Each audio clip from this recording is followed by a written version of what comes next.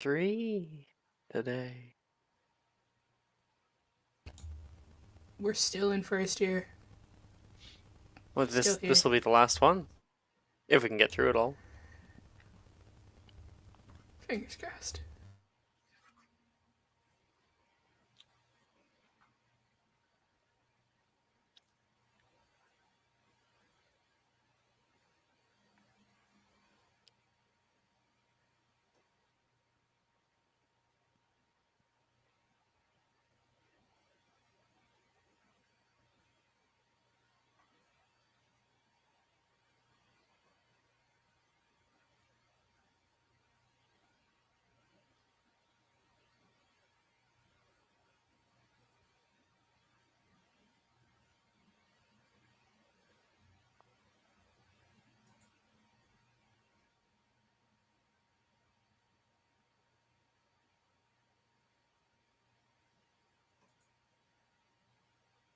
Thank you to Jess for downtime. Very nice.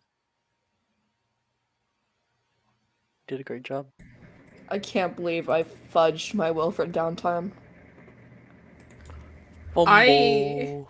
accurately fucked up my Wilford downtime, I'm so. so mad I fucked it up, dude. I wanted to give it to you too, but I was like, there's no justifiable way that I can do that with that low overall. Over Like, the no. table. What is the DC for that?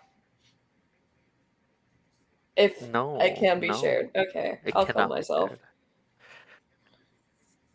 It's fine. I'll just die. Slow and agonizing death. Do it quicker. As long as you can do it quieter, like that's fine by No, me. it's supposed to be inconvenient for everyone involved.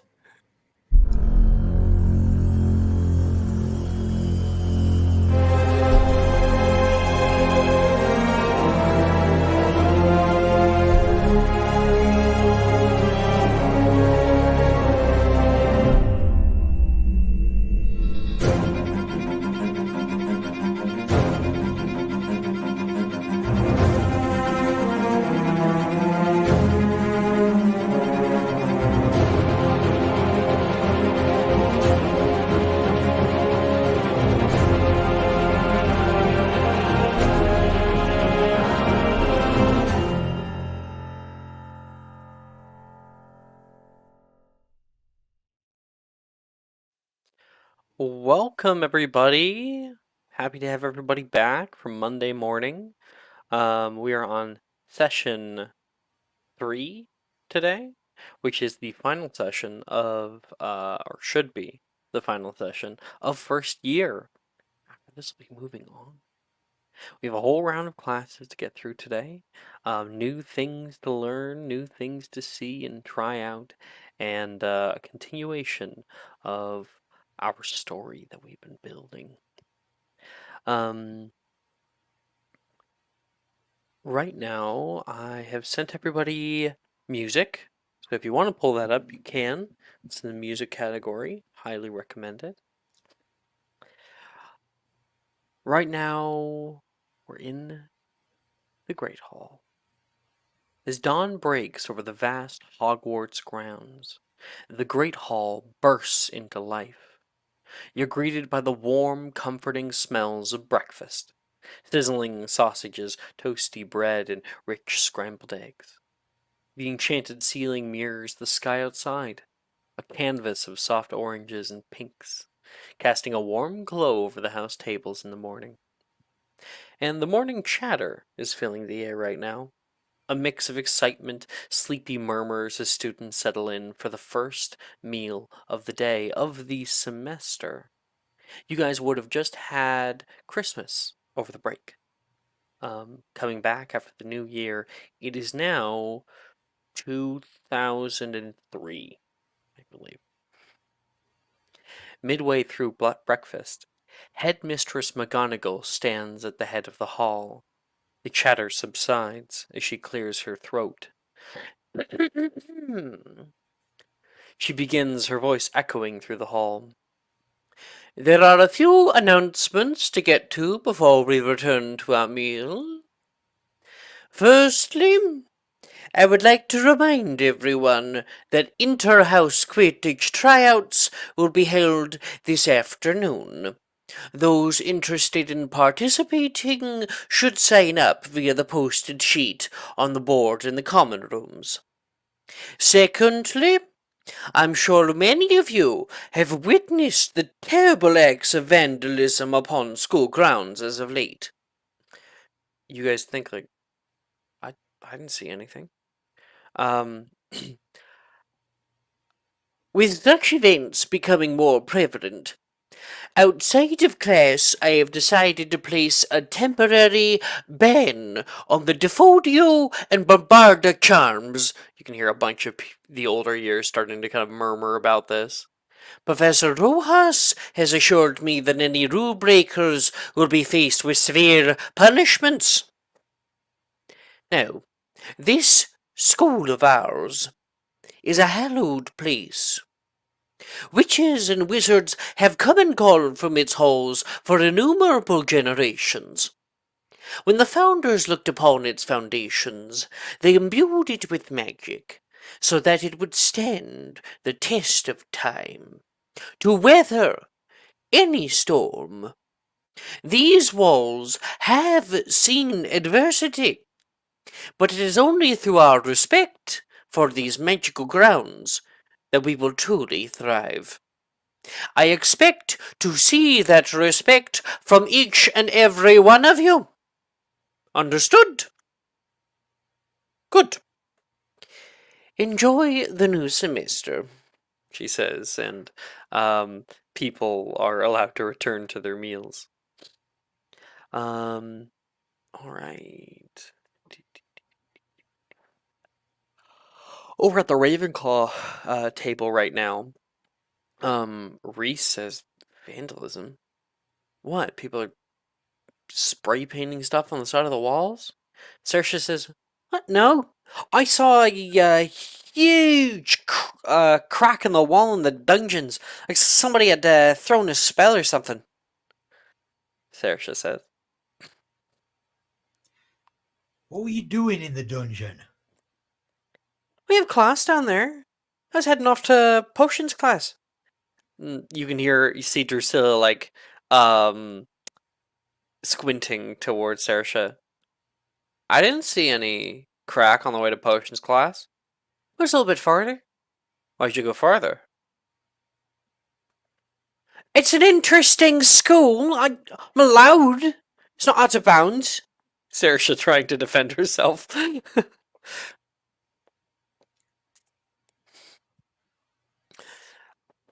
I don't know.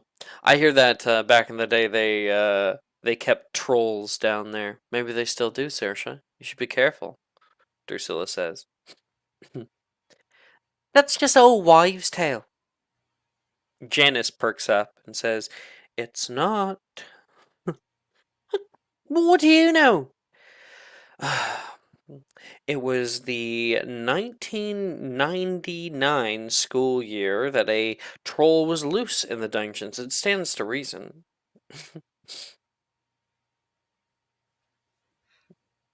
"I'm up against encyclopedias here, not students," Saoirse says, looking at all the other students here. Brett laughs. "I'm just staying out of it." "What are you eating this morning, I Tony?" wonder if the vandalism is something that we can't even see. Like if you get good enough at magic, you get extra sensory perception or extra ability to see things. And to us, everything looks normal, but to anybody who's got the extra sensors, the school just looks like a surrealist painting or something. "Actually, you're not wrong, Tony," Reese says. "My uncle's like that. He's got they call it something. He can detect like traces of like little magic. Oh, it was always kind of a fun little party trick at family gatherings. But I don't think you're wrong, no." "What? I I'm pretty sure you need a spell to do something like that," Janice says. "No, no, seriously. I think this might just be your uncle playing tricks on you." I Reese thinks about it. He's not sure. There's Well, probably something like really insulting written about us right on the wall above us. but we just can't see it because we haven't learned that yet. Janice says, "Oh, I'm sure there's plenty of insulting things written in the ether." And Drusilla from across the way is going to pick up her wand and write butts in the air with her wand using flagrate. Tony, look! Vandalism.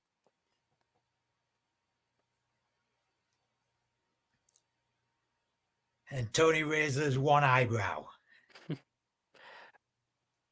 Maybe he has the sight, Janice says. A few of them kind of chuckle at that, and you continue with your breakfast. Over at the Gryffindor table right now, Darcy says, "I hope we're still allowed to cast those spells in class. I haven't even gotten Bombard a lot, figured out yet."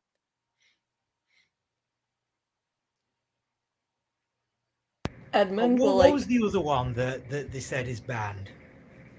Defodio, which is not a spell even available to you guys.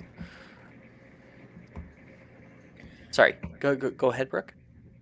Edmund will look up from his toast, which he has cut into 4 pieces, and very meticulously spread marmalade on 1/4, jam on the other, butter on the third, and lemon curd on the last.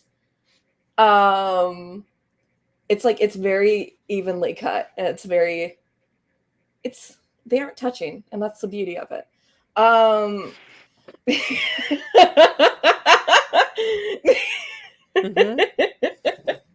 He's so neurodivergent. He's so normal.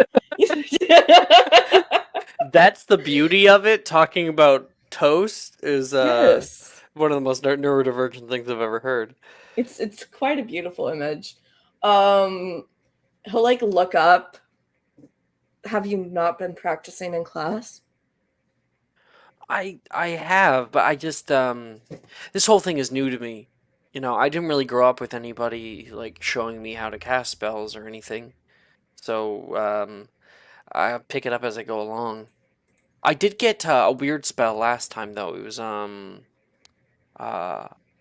charms I seem to be pretty good at. Acio's really useful. I can find my socks wherever they are. Yeah, I've been waiting for them to add in healing spells to the curriculum.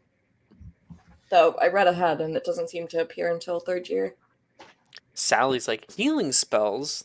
Those are super complicated. If you try casting those, you can hurt yourself. I've casted one before. Pomfrey taught me. Okay.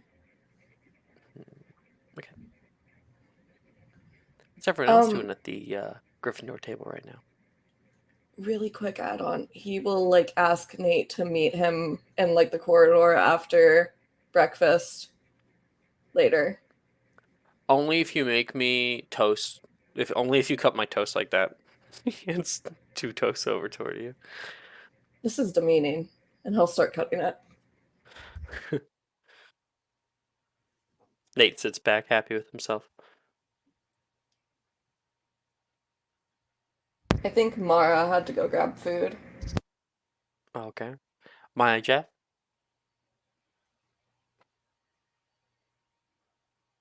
Are they both AFK? What's... Damn, that's crazy. That's insane. No, the problem is we're both just polite and waiting for the other to go. You guys. I feel like we need to flip a coin every time. No, we wait until the other unmutes, and since my unmuted first, she goes.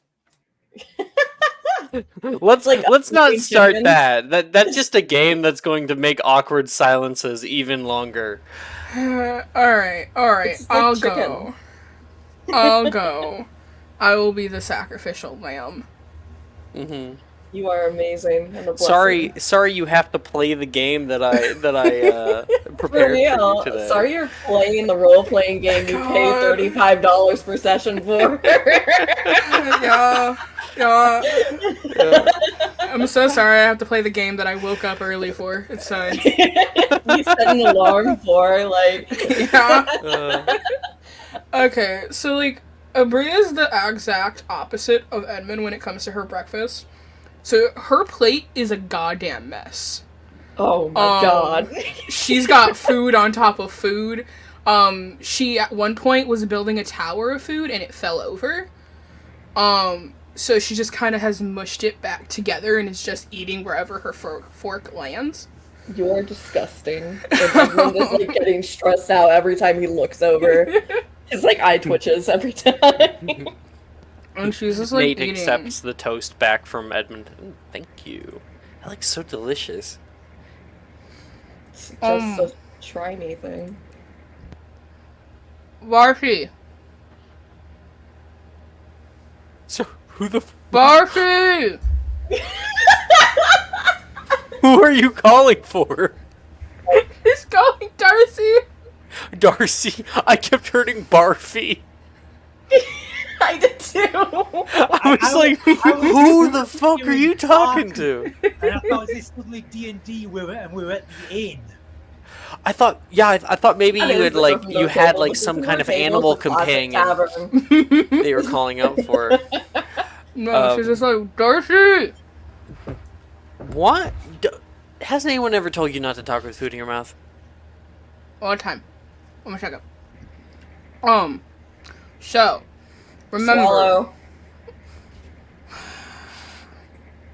to, like, sit A there sigh. and chew. See, all done. You don't have to stick your tongue out. That's disgusting. Darcy. Remember we had a deal? You carry me It was upstairs. like a semester ago. I thought, Yeah. isn't it over now? Like, we're good, right? We are, but I have to uphold my end of the bargain. I All right. promised you a brand new broom. Well, I'm not allowed to get it yet. But... Yeah. You got it. I'll just, It's like a workout every single week. Nate's like, what are you guys talking about? I carry Abria up the stairs to astronomy class. That's like 7 flights. Nate says, fixing his glasses. I mean, guess it'd help build muscle. Get you ready Yeah. for keeper tryouts.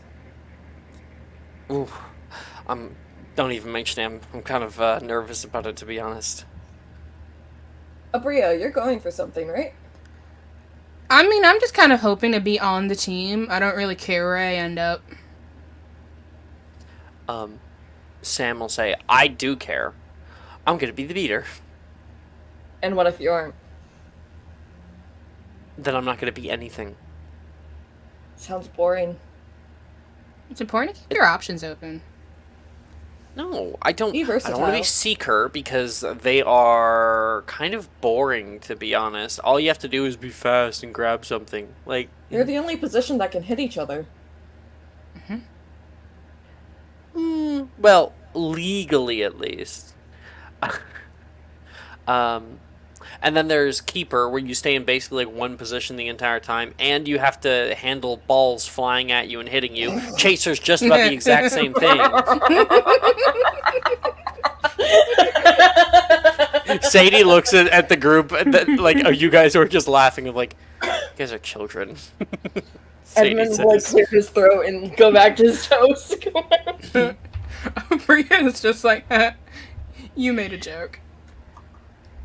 Chase is like the same thing, but you do actually get to move around. Beater is the best. to actually No one catch can the target balls. you. You can target everybody else, and when that thud happens, even more fun. I don't know. I think announcers get all the fun. I mean, they do just get to sit there and, like, say whatever they want instead of, getting hit with stuff or flying off of things or, ending up in a situation where they're, like, half on their broom and half off and dangling by one of their legs. Edmund, Logan says, oh, he's swallowing the rest of his meal. You do have a nice voice. You could probably make a pretty good announcer. He'll like look at Logan and look down at his toast and like very faintly his like ears are turning a bit red at that. I was considering it. Pomfrey's been telling me to get more active in the school community. Yeah, and I mean, you got an in with a teacher, so that's nepotism right there. Work it. I don't think it's nepotism if we aren't related. What's nepotism? Is that how It's works? what you profit from every day. On a daily basis. What? He'll I don't get- clear his throat. Hold on. Nepotism. Give I me don't 1 get second. paid. My dad just kind of gives me money. Nepotism, noun, the practice among those with power or influence of favoring relatives, friends, or associates, especially by giving them jobs. Does he I don't have pull a it job. out of like a dictionary that Edmund reads? From time to No, time? Edmund just has them memorized. Fuck. Okay. But But like, so much about Edmund from what words he has memorized. see, the key Whole thing with what you vocabulary. said though was that it's somebody gets like a job or like a position. I don't have a job. I kind of am just like, Dad, I need money, and my dad gives me money, and then that's it. I Well, hate I'm- rich people. Sadie says, and plus, even if you do have an in with the teacher, that doesn't mean that you're going to be offered that kind of stuff. I mean, like, Exactly. my dad's a Muggle studies professor. I'm not going to get on the team because of it. Mm-hmm. Well, that's because Muggle studies has nothing to do with Quidditch. Neither does healing. Mostly. Actually, people fall off brooms all the time. I'm also pretty sure there's a dedicated job for people who heal players during Quidditch matches, but I don't know. Yeah. Pomfrey is out on the field whenever there is a bone that needs growing. So are you arguing that nepotism is happening or isn't? I'm lost here, Sadie says. In what case? Oh my goodness. This She gives up. argument's absolutely asinine. You said ass. Maya, I need you to know that that's what I was thinking, and I was like, Edmund wouldn't say that. I can't laugh about it. Bria would. Conversation's asked. Mara, are you back? Unfortunately. Okay, fuck yeah. Get in on this conversation. hmm Well, Scrimgeour, Avery, you guys trying out for anything? He's been sitting here eating his fucking food, trying to avoid all of this conversation. Just what were you saying? And sorry, what did you say? Oh, I heard Jess saying something. You were asked a question. They said, Scrimgeour, Avery, are you guys trying out?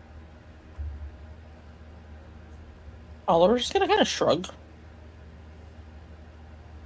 I haven't debated whether it's worth it or not yet. No, I'm not.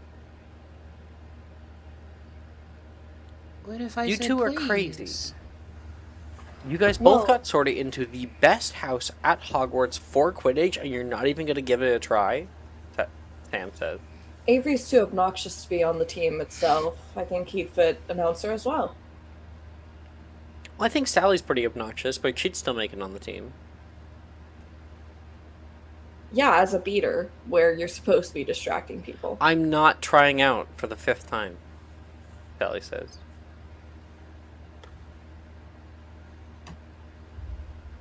Des, would you try out if I said pretty, please? Ooh. That trick might work on your father, but it won't work on me. Pretty, pretty, Your pretty, nepotism please? has no influence here. It's not nepotism, it is friendship. You'd have a better chance What's the trying to difference? get your brother on the team, or on his team, I should I say. already tried. I tried. But that went down like a lead balloon. It did. He told me to go away, and I said okay. Pretty, pretty, pretty, pretty, please. That's not going to happen, but I appreciate it. That was way too loud. Sorry. The bell goes. Your foods. Most people are basically finished their meal right now, and it begins to disappear. Um, Back over the Ravenclaw table, Saoirse stops by Tony. You're gonna be trying out, right? Not gonna be the only one. Oh yeah, I'll give it a go. Give, see if they need a flying wrecking ball. Oh, good. I'm gonna try to make Saker, she says, whispering toward you, like it's some kind of secret. Well, you certainly made Janice fly fast enough.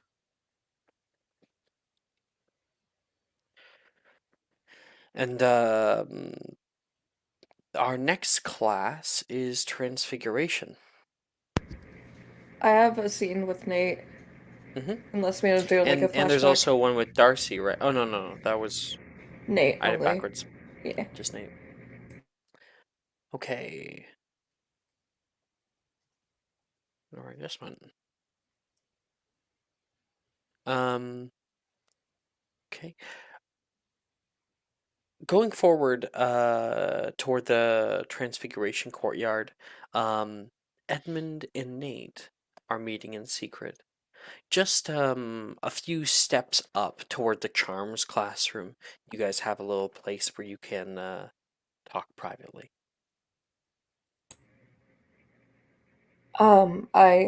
I wanted to apologize for being exceptionally rude last semester.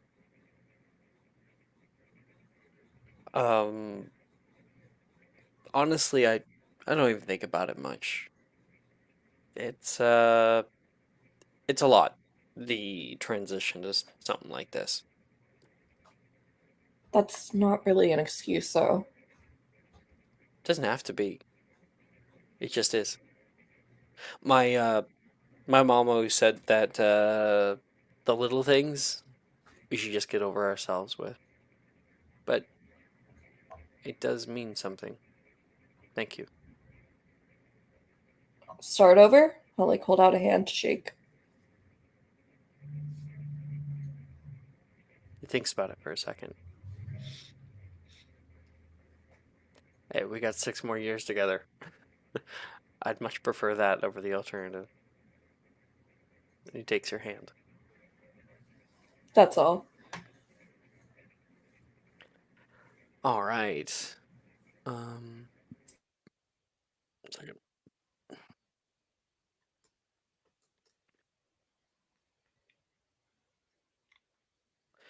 Um, as you enter the Transfiguration classroom, there's a palpable sense of anticipation.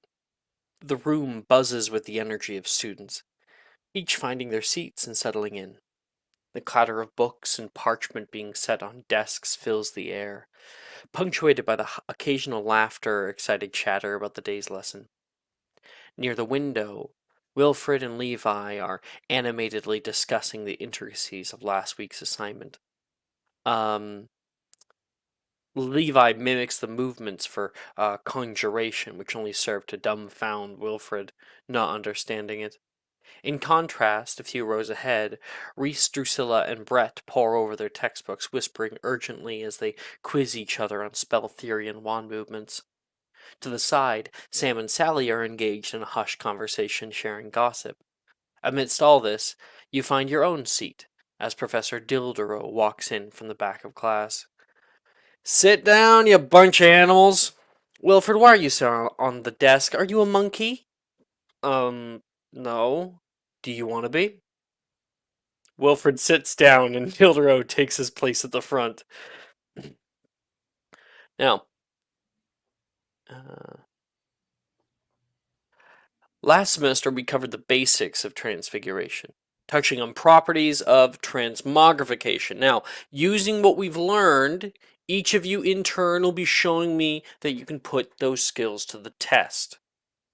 In front of you each, you will see on your desks are raw pieces of silver ore. Simple, small, non-flammable, he says, looking over toward Oliver. He like looks down at the desk. Sorry, where was I? I want each of you to transfigure them using Veraverto on page 153 of your textbooks into this ornate jeweled goblet, he says, pulling back a cloth and showing it in front of you. Now, why might we be using silver ore instead of, let's say, a blade of grass from outside? And Also hand. Jess gets a D4. That's a history of magic check.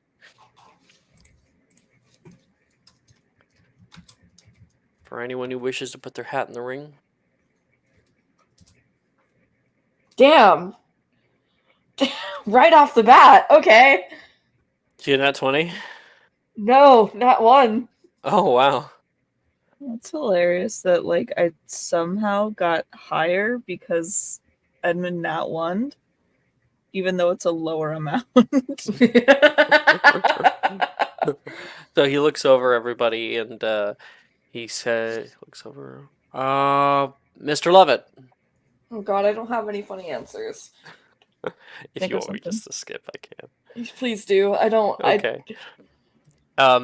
Like, Edmund puts his hand up and then, like, stupor of thought, brain fart.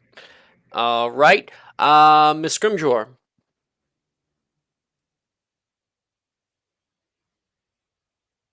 Sorry, what was the question? Can you give me the question again?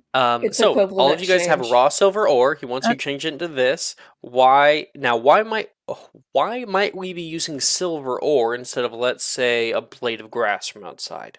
Scrimgeour? Law of equivalent exchange. Yes. Yes, precisely. 5 points to Gryffindor. Get that off. Dun, dun. Yes, so Mel's law of equivalent exchange dictates that one cannot make something from nothing, and along the same line cannot create value from worthlessness. The item you choose to transfigure into must be an equal or lesser value than the item you have. Your silver ore, for instance, is exactly the same value as this goblet. Exactly the same value, making it difficult to use the most of your magic. Now, I don't expect perfection, but I do expect results. And everybody is going to attempt Veraverto. If you already have it locked in, you may make me a spellcasting ability check. Alex? Do we have? I wanted to ask a question. Last time we didn't get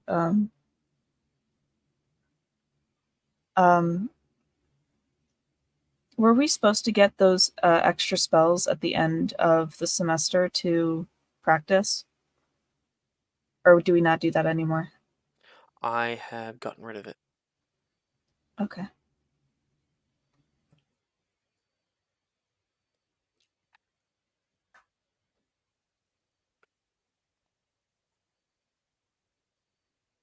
Do I You not said have this written Veraberto, down? right? Veraverto. Oh, fuck. God Hey, Alex, I damn, have a I have to question. do math now. Yeah. Did Oliver ever get his wand back? I What's forgot that about that. situation? You probably would have gotten a new one. So, yeah. Why don't you go ahead? I want you to roll me 5d2, and I want you to roll me 5d4.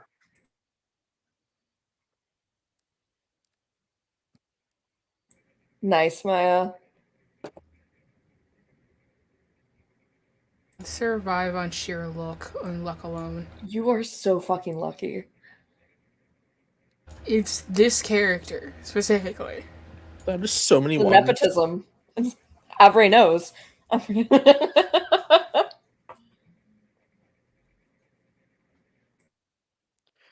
you get a lot of one? There are so many ones here. Okay, so I'm helping you out here. Okay. Where'd you roll it? Did you roll it in your hidden? Yeah, and hidden. Okay. Everyone give me a second. This is gonna be a little crazy. You're good.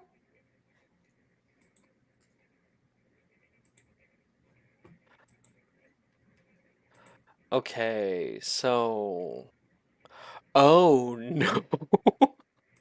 Yeah. Okay, so if that's the D2, then you have kind of equal. Okay. So you got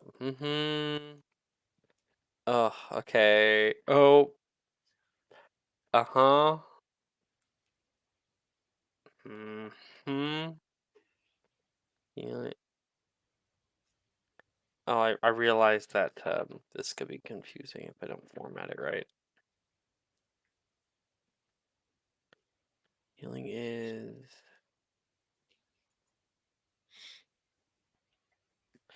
JHC.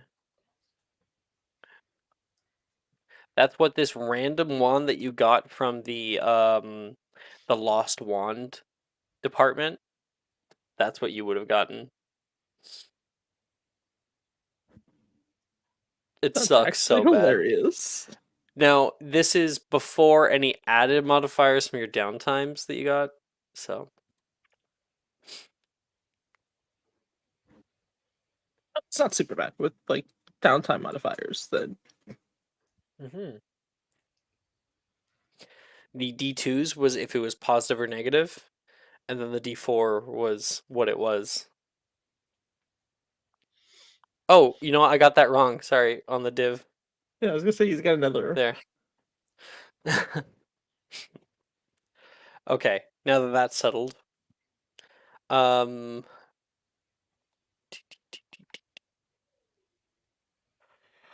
let's see what people got. Edmund, what'd you get? 23. Very nice. Does Demona?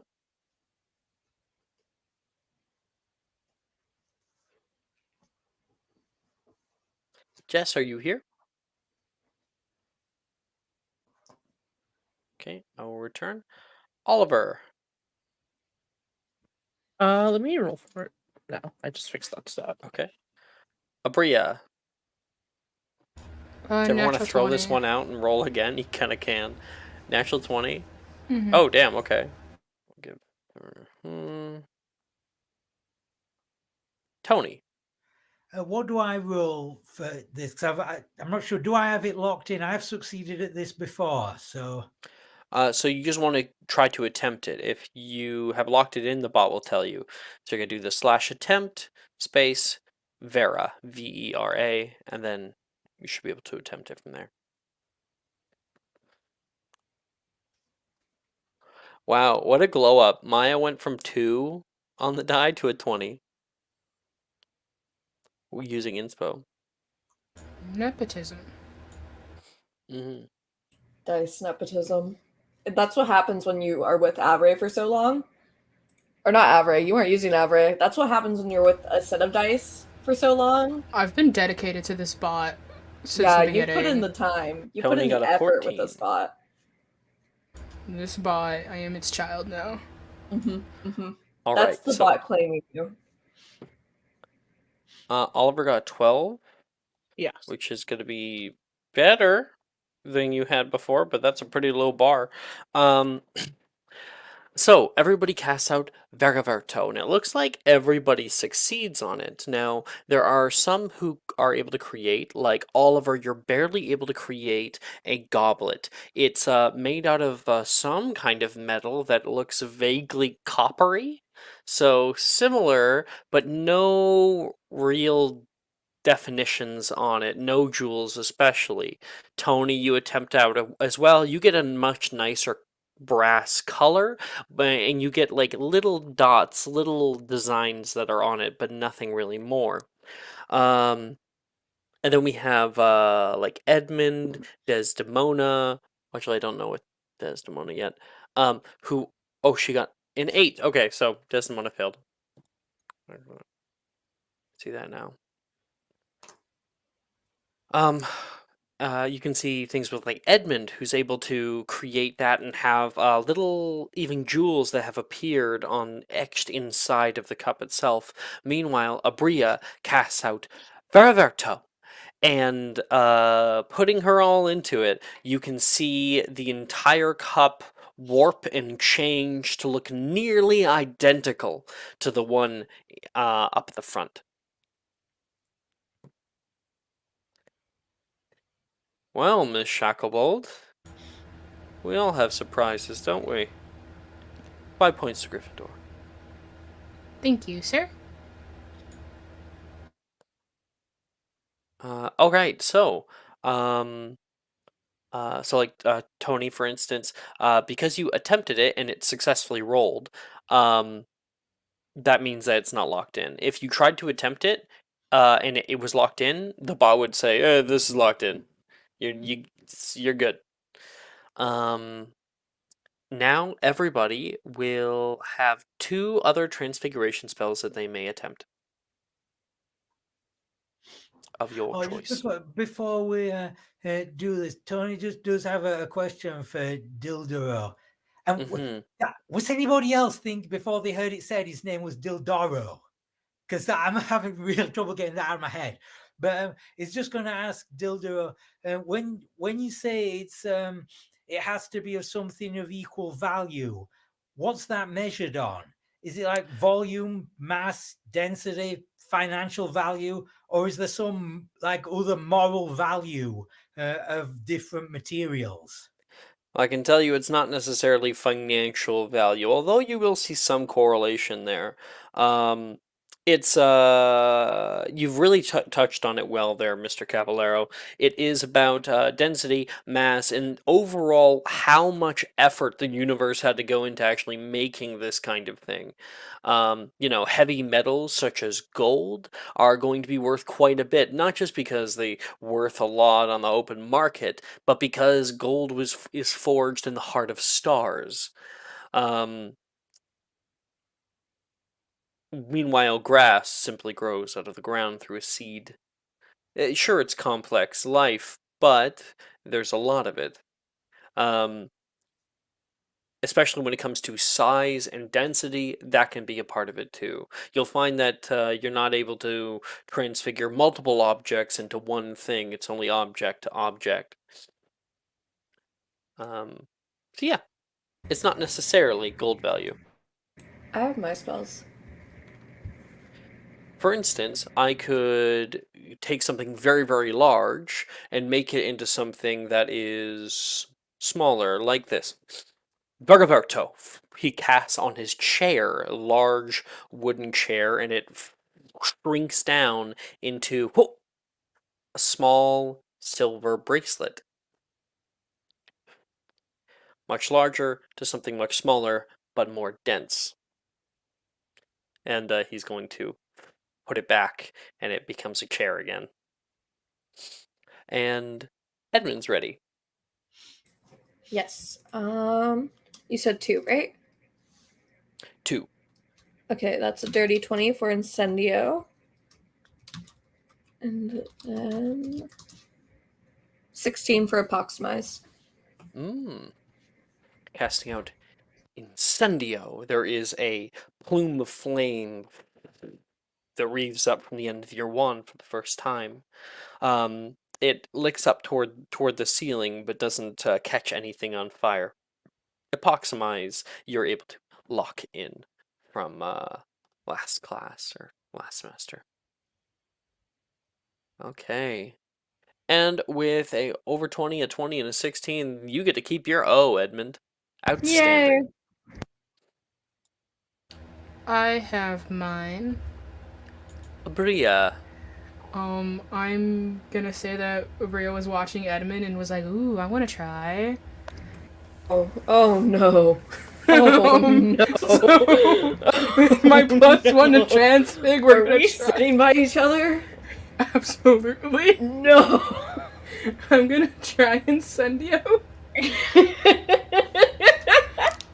My poor eyebrows. Oh my god. Okay. So I think that Abria's like, well, I want to try that. Edmund's like, no, no, no, no, no, no, Incendio, and she does it perfectly. I did it. I knew you could do it. I had full faith in you. Great. Nate is currently like coiling back from recoiling away from the flames. All right. One more time. Approximize. Once again, flinching back.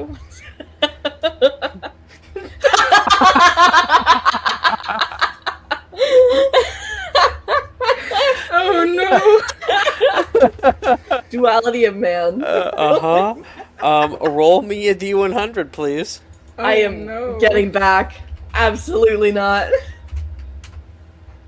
Yeah, the two things that were supposed 90. to be stuck together aren't, but everybody else in the room is sort of stuck together in one giant mass. I have on the 90. There's a good idea, by the way. Abria, you cast out epoximize, and how do you mispronounce it? Apiximize. Apiximize. And I want you to Edmund, I want you to make a dex save to get out of the way. Oh my god. 18. Let's go. Nice. So the spell rebounds, hitting Abria herself, and your intelligence and strength are swapped for 1 hour. Or rather, for the rest of the day. Oh my god. Oh no. What does that do to you, Abria? I now have a 17 in strength and a 9 intelligence. And then suddenly Abria looks kind of jacked all of a sudden. I'm gonna kill it at Quidditch tryouts.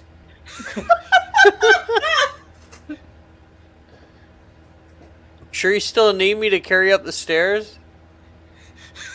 I'm carrying you up the stairs today. Logan's like, what spell was that? What spell was that? Okay, so you got a nat 20 and you got a nat 1. Mm-hmm. You had an O to start with, so it just equals out and you keep your O. Yeah. Jesus Christ, you are a monster. Yeah.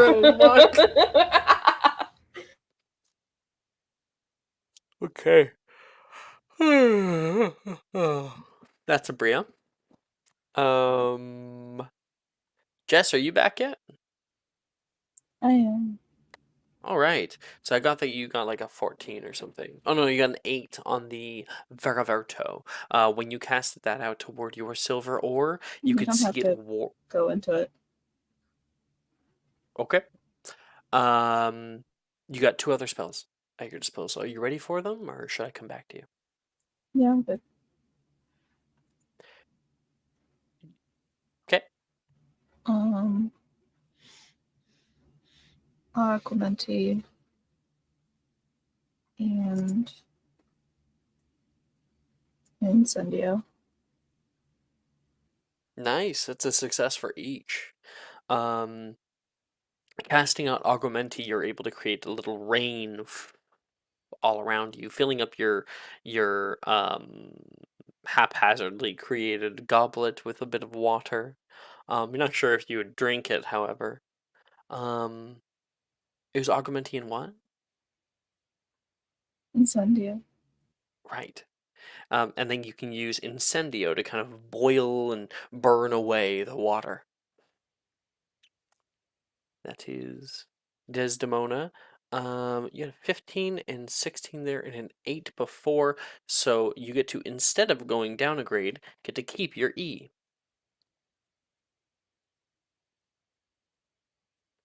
Okay, all I have is Oliver and Tony left. I can go. Okay, so uh, Tony is an elementalist, and I don't think he's tried Oh. Incendio yet. So that's going to happen first, followed by Aguamente in case Incendio goes wrong. Sounds good.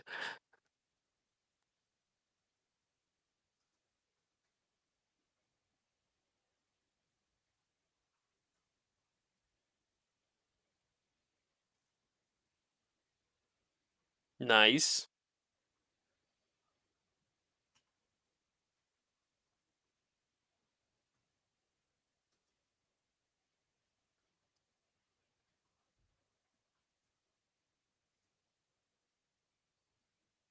That one's already locked in. All right, so I can do a different one. Yeah. Would you like me to narrate while you figure that out, or? And I'm going to do Vera Verso isn't locked in yet, is it? Yeah, Veriverto, that might have been your first attempt. I don't know. I know you succeeded it. You can try it again now if you want, see if it's locked in or not. You can also always check by looking at the spell list on the website. All right.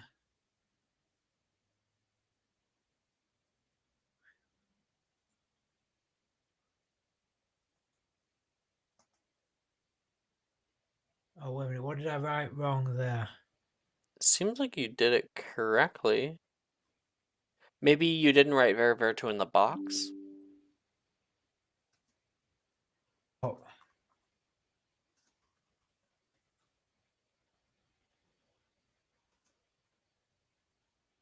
Yep, that one's locked in as well. So while you figure out your next spell of what you want to do, yeah.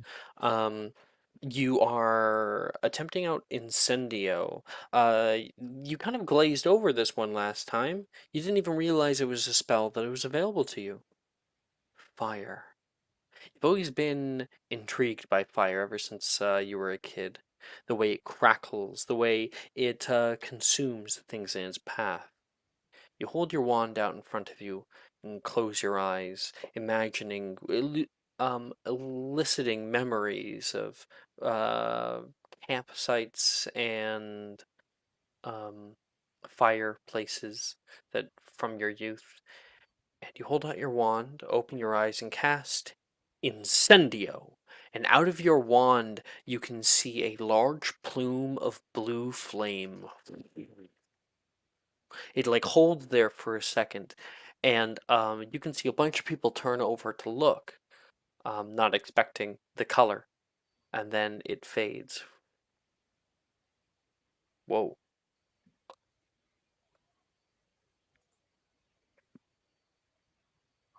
So when you're looking on the the spell list, how do you tell if it's locked in or not? Because I've got both. Aguamente has like some stars, but Veriverto just has a one next to it. So how do you tell whether it's locked in or not? Refresh the page. Or- Yeah, what it is that it probably had a one next to it when you first attempted it, and then you attempted it this session. Now it's locked in, and so the stars should be locked in. One is one attempt. I think there's like an X or something for attempted but failed. o- okay, so could I try Incendio again to lock that in? Absolutely.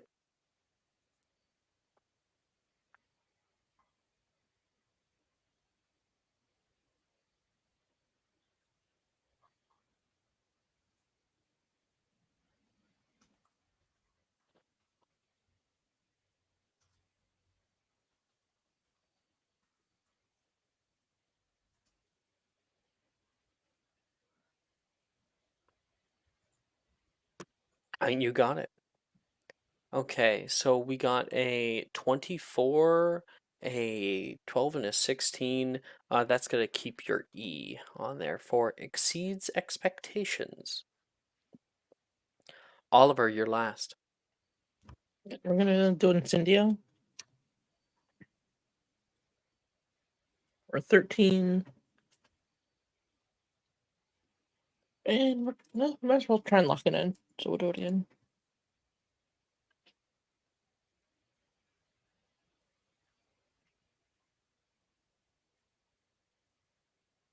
Oh, And we're gonna dark visionary that to make it an 11. 14. Yeah. 13 and 14 for incendios. Oliver, you've got this little like metal goblet here that you've been able to create. Wonder how it's able to hold up. You cast out incendio down upon it, and you can watch as the rim of the metal begins to heat up to it till it's like red hot and starting to turn molten and pour back inside of the goblet itself and a bit on the desk, causing little black burn marks to appear. Cool. Because this is a second semester and you had a T last semester, your grade does increase, but only by 1 to a D. I don't know. We're winning. All right. That is Transfiguration class. We walk out of that class somewhat changed. Tony creating little puffs of blue flame at the end of his wand. Edmund and Nate, new friends. Oliver testing out his new wand, unsure of how it feels in his hand. I would love some art for that, by the way, Mara, of your choice. Absolutely. And Maya, here, Abria, having been very proud of herself for the most part, also in very buff for the remainder of the day. I'm buff and I have a fancy cup.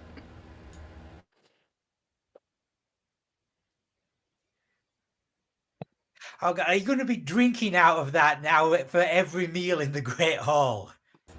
Absolutely. This is my cup. I earned it. A jeweled cup? How much more pretentious can you get? I I don't fucking hate know. rich people. I'm just saying, everyone's hating me for things that are beyond my control. Okay, it's not my fault I cast a spell correctly. It's not my fault that I'm just better than you, okay? It's not I'm my built fault I'm different. rich and you're not. Alright, I'm built different. All animals are created equal. Some more equal than others. So that is Get unpoor. I don't know. good old Eric Blair or George Orwell there. History of Magic is next. Have you ever thought about just not being poor? Pulling Yeah, it's a yourself up from the mentality. great trip. It's a mentality. Ugh, I'm sad to say that I have been in those circles before. Not like as in I belong to them, but I've been around them. Well, I have too. I went to a liberal arts college. mm. I'm friends with a guy who owns a franchise that he built. Cool guy. He is friends. I'm best friends with him, and he is friends with a lot of millionaires. And oh my goodness, one of them, I was hanging out with them. It was like a little party, and I'd never seen this guy before. And I was introducing him like, "Oh yeah, what do you do for a living?" He's like, "I'm an oil lobbyist." I'm like, Huh? "Oh, okay." Damn, not the oil Literally the baron. devil. Literally the devil. Okay, so we have history of magic next. As you enter Professor Bin's History of Magic class, the atmosphere is almost tangibly soporific, sorry. The droning voice of Professor Binns, a ghost who seems oblivious to the concept of student engagement, fills the room. Each of you is already slumped in your seats. The initial novelty of having a ghostly teacher long since worn off. Around you, some students are doodling aimlessly in the margins of their notebooks, while others stare blankly at the slowly moving figure of Binns at the front. Professor Binns, in his monotonous tone, is midway through an excruciatingly detailed account of some archaic tale of history. Emmerich the Evil terrorized the south of England in 1421. He was known for burning crop fields with his winged steed Rathanax. When wizards make pacts with magical creatures such as Rathanax, we call that a what? Before anyone even has the time to put up a hand, he says, "That's right. A Rathaline link." Professor Binns continues, oblivious to the comatose state of class. Morgan nearby, his head slams against his desk. In 1463, Emmerich's reign of terror ended abruptly in a ferocious duel against Egbert the Egregious. It's important that we don't mix up Emmerich the Evil with the much less infamous wizard Uric the Oddball, who often had the propensity to wear jellyfish as hats. This will be on the test. Moving forward in 1531, the Bin's words trail off as the scene cuts away, leaving students in their trance-like state. The classroom a tableau of academic tedium under the unvarying cadence of Professor Binns's lecture. I want everyone to make me a con save to see if you stay awake. I've just remembered we have that exceptional Wiggenweld potion. Could we like pass it round and everybody just puts one drop on their tongue to just give them a bit of an advantage? It must be drunk after you already fall asleep. So if you have somebody nearby, you guys can give like each other and hope that you both don't fall asleep. If I Um, proximize my eyes, that's advantage, right? I was just about to ask that. Wonderful.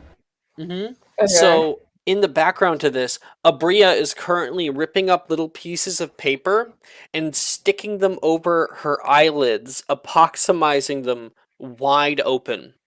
Edmund is also doing that. Oliver's looking at them in disgust.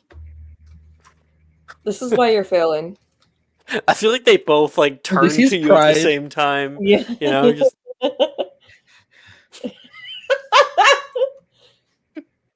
what? And what are we rolling? I forgot. Con save. All right.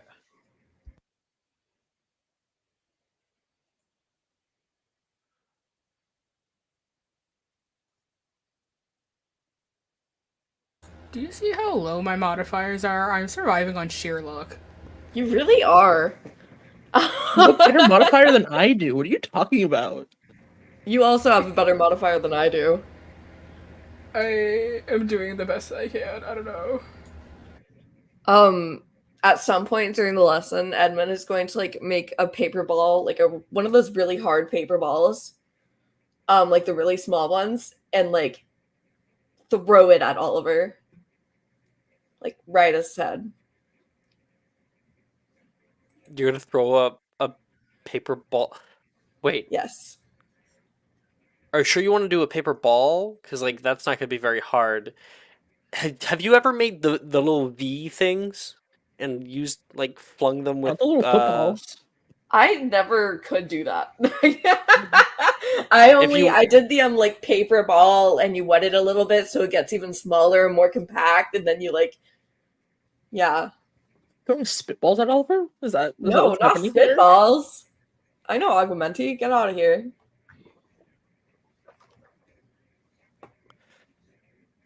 All right. So if you want to give a good single point of damage, you could make a sleight of hand check. Okay. I would love to actually. Or you can do your paper ball thing. I would love to do a point of damage for no good reason. What the fuck is my modifier? Ooh.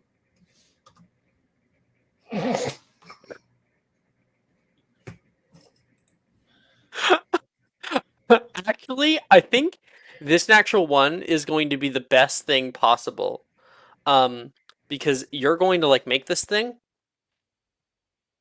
you release it, and it goes much higher than you intended. It flies across the class and careens over toward Professor Binns's head.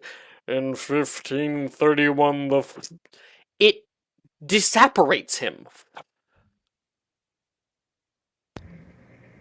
Did I just kill him? Well, he's dead. He can't be killed. But yes, he's gone. For the time being. All of you gain advantage on the con save. So you may roll again. Or you may make a history of magic check instead of the con save.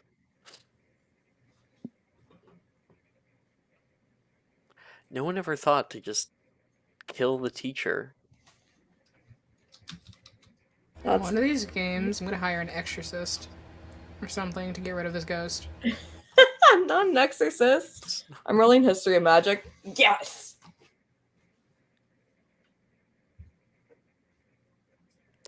Okay. Are you guys rolling advantage or like what? Okay, I will roll one more time to see if I manage to get higher, but I doubt it. Not 20 That's a those. sick fucking wand, Mara. I want to see It's in the art. It's in character art. character art. Here, I'll Oh, put it up on fuck. screen. Ooh. Yeah. I love the handle. I like the Yeah, dark I was that's looking on for something that. like super old that he'd find in like lost wands. Mm-hmm. Wonder who this wand belonged to, huh? Hmm. God, please be Grindelwald. Sirius Black. Nobody wants to work these days from Kim Kardashian? You mean you don't want to work? Oh my goodness.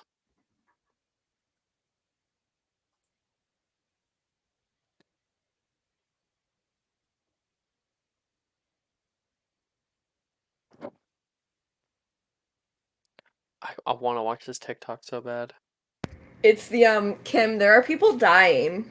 Whenever Kim Kardashian was crying about losing her diamond earring in the ocean.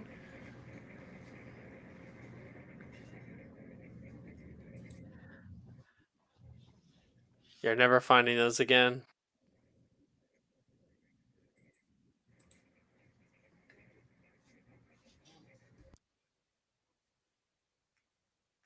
Oh my goodness.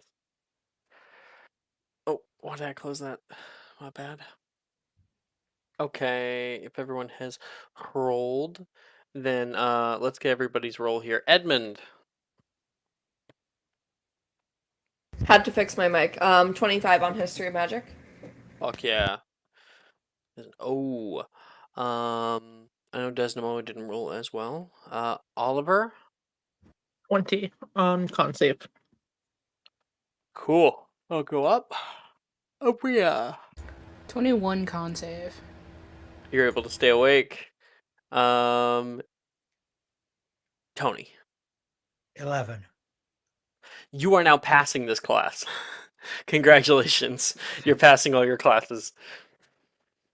Thanks to a natural one from Edmund. Can I see grades really quick or know what I have right now? I am going to take away 10 house points, though, from Gryffindor. That's fair. Yeah. Can you see grades? Yes, Yeah, sure. really quick. Just out of curiosity. Pulling it up.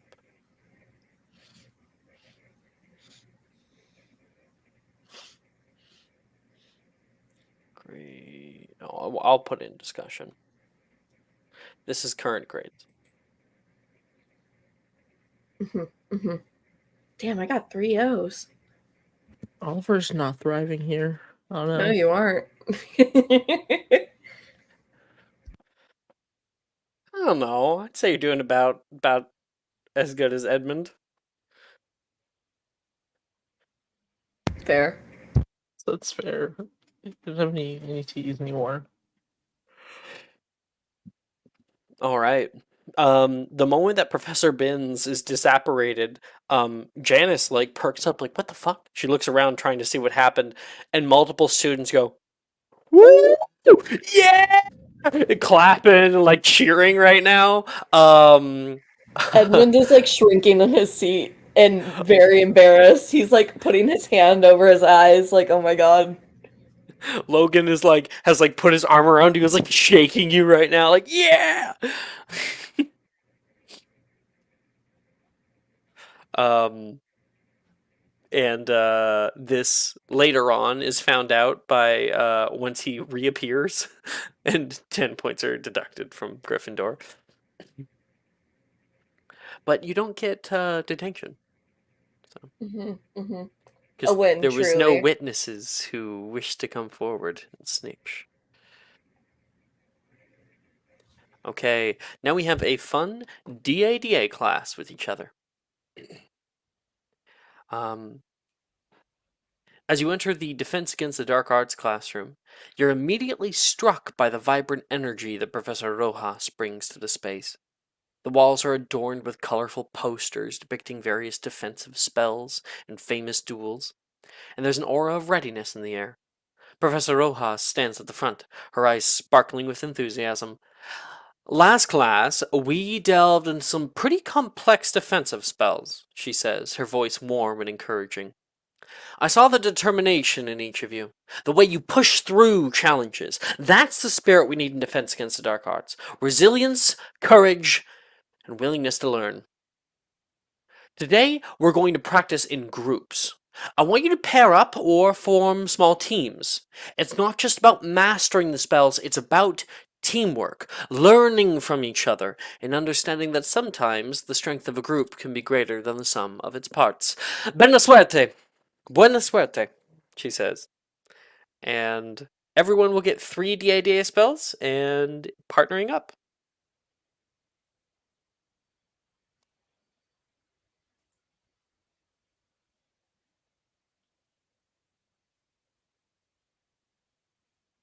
Who do you guys want to partner with?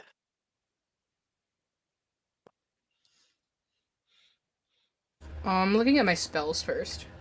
Same. I'm like trying to be strategic here. You know, I'm trying to really get in the mind of the character. I'm a method actor.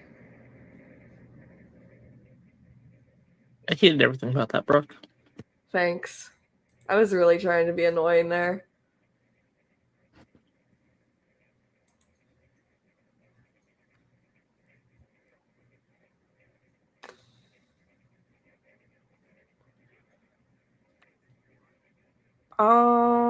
Maya, do you mind terribly if I snatch Wilfred? Go for it. Okay. Are you sure? Yeah, no, go for it. I am attempting to show him up in this class. I can't do that if we pair up because we just kind of like equal each other out. So, Fair. Okay. Edmund will like go up to where Wilfred is probably like I don't want to say holding court, but it probably has that energy with the Hufflepuffs, honestly. Bunch of them hanging out, yeah. Yeah. And he'll Macy, just kind of Juniper, like, why don't you guys go together? That's not a bad idea. I was gonna go with Delilah, though. Sorry, I'm just trying to help. Hey, Edmund. hey, um, do you have a partner yet? Actually, I was trying to help the Hufflepuffs not form into a big civil war. Is that typically a problem with Hufflepuff? There's an odd number of us, so someone's always left out. Hmm. Well, I could help with that. Uh, don't worry, guys. I got it. Nolan's like, that's always me, Wilfred. I'll take it. No, no, no. I'm gonna go ahead and hang out with Edmund today. And Nolan like raises an eyebrow. All right. Um, Morgan goes over. You want to be my partner, bud? And just in case anyone wanted Nolan, we will leave that unanswered. Um, Edmund, Wilfred, you guys walk off toward the back. Wilfred says, "Just so you know, I've been practicing. Hope you have been too. You seem different." Different? "Yeah, something different about you. You get a haircut?" Oh, yes. The, the Hufflepuffs seem friendly already. "Yeah, it's kind of been growing on me, actually. They're pretty fast friends for most of us. Morgan's a hilarious dude. And Nolan's a lot of fun to play with. You know, keys and stuff. He takes it well. He's got a good sense of humor. So, Um, not too hung up on not being Gryffindor. no, not anymore, I guess. I always looked up to the the Weasleys. You know, the ones who made Weasley Wizard Wheezes. Oh, Just the kind of wanted ones to be whose like them. products aren't allowed here. It doesn't stop them from being shipped here, but yeah. Soon they'll be checking our mail if you keep it up. Ooh, yikes. He like seems like kind of off put by that. Oh man, that'd be that'd be bad. Just if you see an owl dash flying over your head, don't fire any spells at it. It might explode. I I feel like that's an act of terrorism on some level. Well, it would be especially mean to Benjamin, who's my Benjamin, owl. you named your owl Benjamin? Yeah, you know, like a teddy bear, because he's like really small. He's a pygmy owl. Been It's in a my very family for a little human while. name for an animal. Well, my dad said that Lord Wessex, Dominar London, Northumberland III was a little too much. I don't know. He would have been fourth in line for the throne then. You understand. Thank you. Thank you. What spells were you trying out? You got something you want to do? I would like to try out Bombarda, but honestly, the whole Jinxes, Hexes, Curses thing doesn't really sit in my mind well. Oh, come on. It's not that hard. You just gotta think kaboom and don't mispronounce the spell. Learn that the hard way. Oh, yeah, Abria is constantly mispronouncing spells, especially in Transfiguration. You get pretty annoyed at people, right? I try not to. Yeah, but you do. He says, and he's gonna kind of do a little pace. Think about whoever annoys you the most. Think about them. Think about that the way you feel when they say something just off-putting, He'll look and over at Oliver. throw the spell like you're throwing it at them. What if I just throw it at him? It's an option. Could get in trouble. But would it be worth it? Depends on how annoying they are. Not that annoying yet. He'll turn towards the target and cast out Bombarda.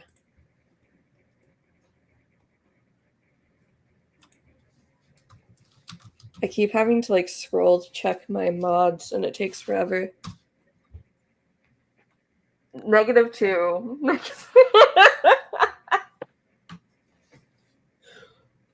Wow. Uh-huh. Wow. Uh-huh. Bombarda! Boom! Edmund is left standing there covered in black soot. Oh wow, you really need help, don't you? I don't think my wand likes this class. It's more like this. Bombarda!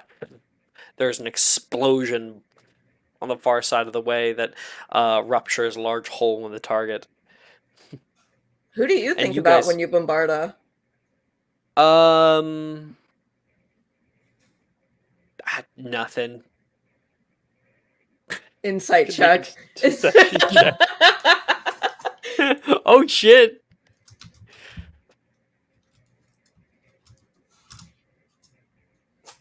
19. The 24. What the fuck? Done. He believes that lie himself. Yeah.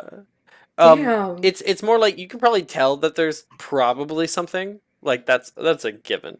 But with what he said, you can tell that it's probably too personal to share. He'll like squint and then nod a little bit. All right, I'll try that again. We're gonna try Bombarda again. I can't go into second year with no offensive spells again. I can't do it. I can. Roll me a D100. I can, in fact, go into second year with no offensive spells. You can. 58. Yeah, and if Tony was hearing this, you just see him putting on some safety goggles. Tony, you can see like the kaboom from earlier. You see Edmund trying again. You're like, oh shit. Dig into your bag, put on some goggles, and then it's like the camera is like focusing only on Tony's face, not even what Edmund is doing. And then there is a light flash that reflects in the goggles, and you can see Edmund vaulted 20 feet into the air up toward the ceiling. Jesus Christ. Wilfred will try Spongify. Oh! That is it's a charm. Okay. Overall for Wilfred, it's a -4. That's a 13. So that's a success for Spongify. Yay. Ugh. And is he just sunk into the floor like the Philadelphia experiment? Yeah, the entire whenever you cast Spongify, it makes the floor like a trampoline, right? So it kind of the wooden boards now becoming malleable and elastic. So you're safe from the fall damage at least, but there is Thank the initial fucking like God. uppercut into the gut that you can feel. Wilford looks over you. Really glutton for punishment. Just let me lay here for a second. Hold on. This is a conundrum. Wilfred says, like, are he thinking too much about himself? I need a tutor for this if you're any good. Yeah, you definitely do need one. I'll take it on. Maybe you're thinking too much about yourself, then focusing on your own emotions. That's weird because that's not how it works for me. He'll You take your said to hand help focus you on back up. what I didn't like. And obviously, I fucked up. And that's you guys. You would say messed up, not fucked up. Obviously, I messed up. That's Edmund. Edmund T. Fair assessment. Fair assessment. Oh. Okay, that's Edmund done. Looks like Jess is back. Hi, Jess.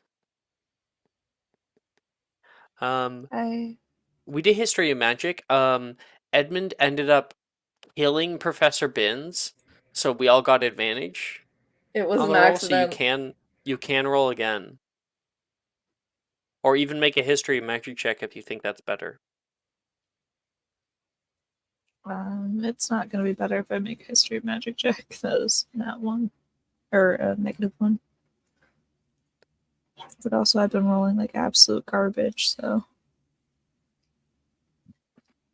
Hey, Okay, that's better. much better. Okay. We are currently in DADA, just so you know. We're doing 2 spells of your choice, and we are getting into partners. Wilfred was just partnering with Edmund. Who is up next?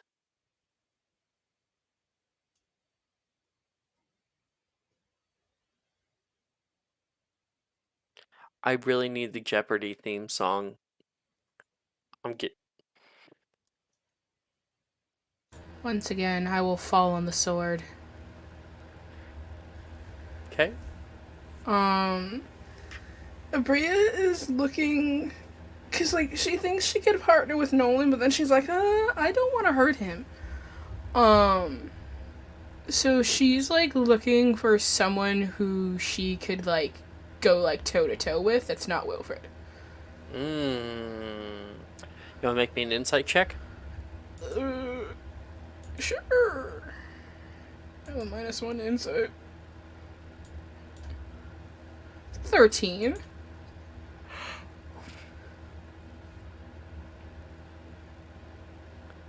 Delilah seems like a bit of a badass. Okay. She'll like kind of slide up to the Hufflepuffs now that Wilfred is gone. Hi. Hi. It's on the tip of my tongue. Oh, you're the minister's daughter. Just a Bria. Delilah. Nice to, kind of meet. I don't think we've ever talked before. No. Was I doing something wrong? No, I was just looking for a partner, and I've been wanting to kind of like come over, but like also Wilfred tends to give me the death glare anytime I come near sometimes, so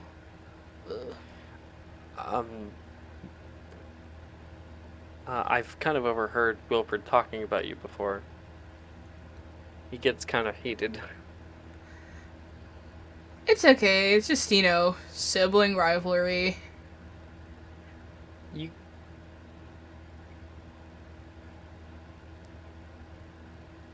What? forgive me, but you two don't look like sibling?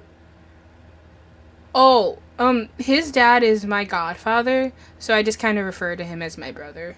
Oh, that makes sense. Yeah. Yeah. I have a cousin who's like that. She doesn't come around a lot, though. That's unfortunate. Do you want to be my partner? She seems kind of dumbfounded, caught off guard by this. I don't see why not. Yeah, sure. I will warn you though, I'm told I hit kind of hard. I will warn you that I've been told the same. She kind of like looks you up and down, nods her head. All right, let's see what we're made of.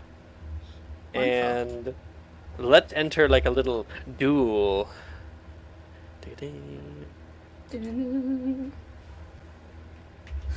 Okay, I'm gonna hope I spell correctly.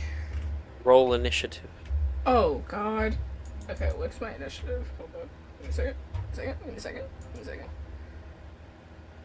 Okay, it's just a flat roll. Alright, understood.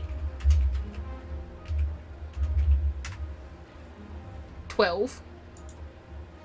15. She is going to... I'm going to quickly pull up the first year spell list so I don't fuck anything up. Reference. First year spells. She... There it is. She is going to cast out... Polish Shoe. You must make a dex save. Alright, okay. Oh, she's got to attempt it first, of course. That is a success.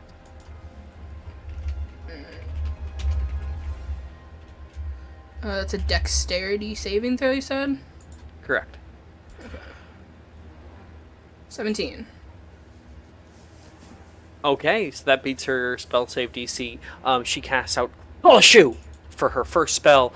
You try to move out of the way. You can feel your shoe become like rooted to the ground, and you rip it out. Your go. Alright. I see you. Petrificus Totalis. Ooh, rolled a hit. Let me first attempt it. Alright, 26. Roll to hit. Give me 1 second.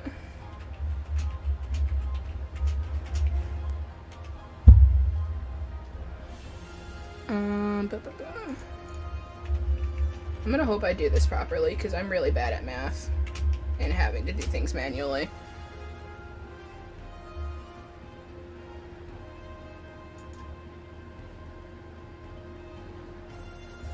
I think that's it. I don't know. I'm really bad at math, so What'd you get? 21. I don't know. 21 to hit? No. You got 21 to hit? I got a 21. I don't know if I'm, like I said, I'm bad at math, so. Look, I mean, if you rolled that high, probably. Wait, what's your charisma? It's charisma, right? Your willpower? Mm-hmm. What's your charisma? 5. Alright, and your proficiency is +2. That would actually be a +7 to hit.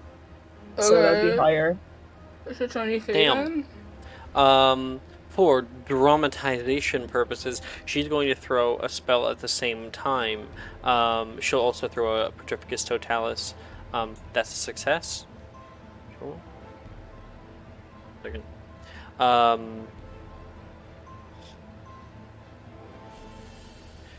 Dirty 20 to hit you. What is your wand core? Phoenix Feather.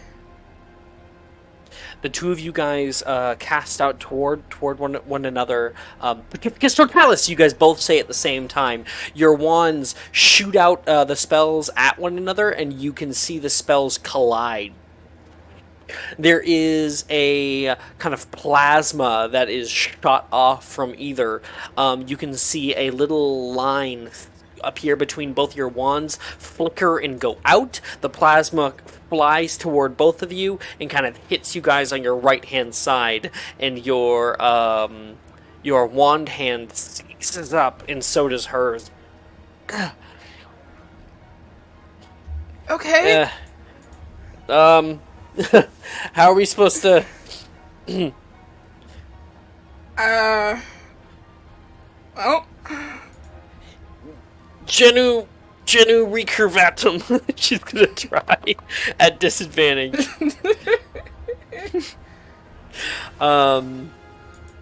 Yeah, so that's a fail.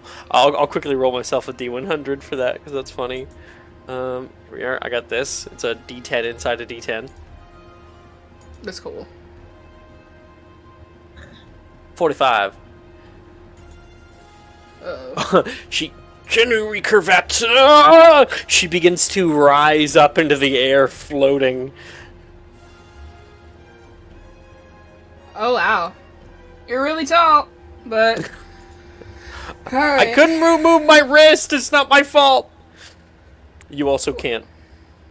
I'm not much better, but I'm gonna put us both out of our misery here, yeah? I won't make you roll a disadvantage. You can do your thing. Wonderful. We are going to I mean, you have a +10. I do. Roll a disadvantage. Fuck you. Yeah. I'm going to cast Locomotor Mortis. Okay.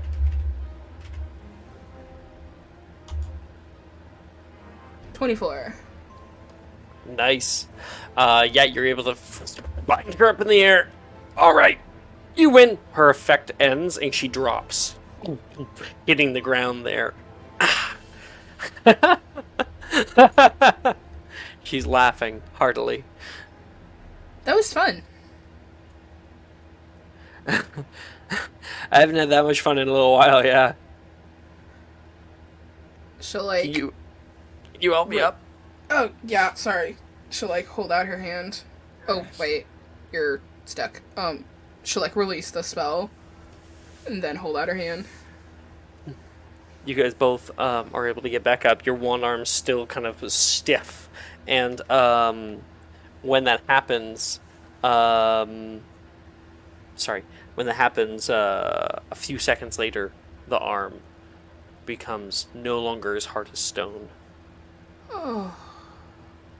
It's a good spell. I've been practicing it. Look like you were too. Yeah, I don't know. I feel a lot of emotion, so this class works perfect. Should learn something though about that spell. It doesn't work very well on animals. I tried it on the squirrels in the south courtyard. Well, that just is plain stupid. You gotta do some stupid things if you're gonna learn from time to time. I agree. I agree. You know, we should hang out more. Yeah. Juniper and I sometimes hang out in the training grounds on weekends. You can join us. Really? Totally. Okay. I don't get invited many places, so. I don't see why not. And that's the end of that little scene. Tony, how about you? Do you have Okay, anybody that you want to partner up with? do these groups have to be one-on-one, or can we have a bigger group? Because You if can we have a can, bigger I've group. got an idea. Yeah, you can have a Okay, bigger group. okay. Tony's going to call for everybody who wants to practice flipendo, and suggest the way we do it is we pick a volunteer, wrap them up in a crash mat, and then stand a group on each side of them and sort of play a game of tennis with them and see how many times we can knock them back and forth without them That's touching the awesome. ground. Already gain inspiration. Morgan will be like, me. He's gonna rush over. Nolan's walking over. What are you doing? He says, I'm gonna become a burrito. Morgan, the little half goblin boy, rushes over. I want to be in the middle. And I'll start wrapping him with the crash mat. Who else wants in on this? Tony, Janice is walking over. What are you doing? We're gonna play tennis with Flipendo using him. This I have to see. She says she's gonna go sit nearby. She's not gonna participate, but she's gonna be watching. Um, Darcy comes over. Opportunity to flip Morgan across the room? I'm in.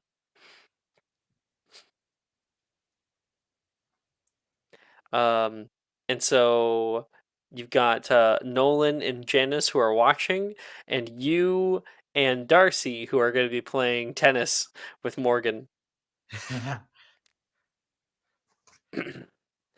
Okay. Um, we're going to let's roll a little initiative.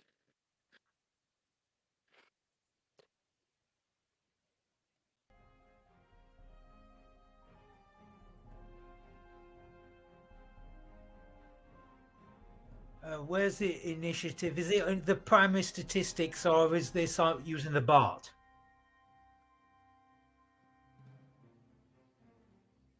Uh-huh. You can use the bot. It's on the website. Initiative. It's just a dexterity check if you just want to make a dexterity check.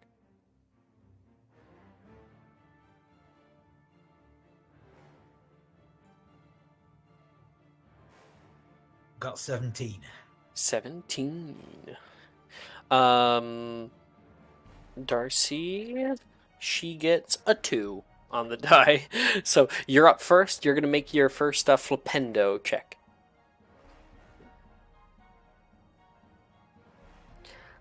I'm ready. You can hear Morgan, like, covered up in one of those mats coiled around him. Give it everything you've got! And the website, I click on Flipendo or attempt Flipendo on Discord. Huh?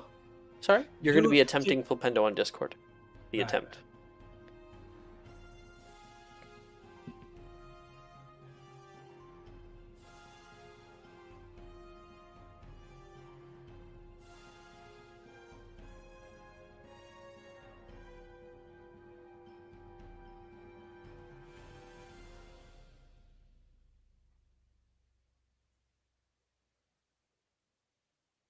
Okay, grabbing Flipendo there. You get first one with a 12, a little bit weaker, but you cast out Flipendo! And Morgan in his little coil there flies up into the air. Wow! You can hear him yell off and with excitement.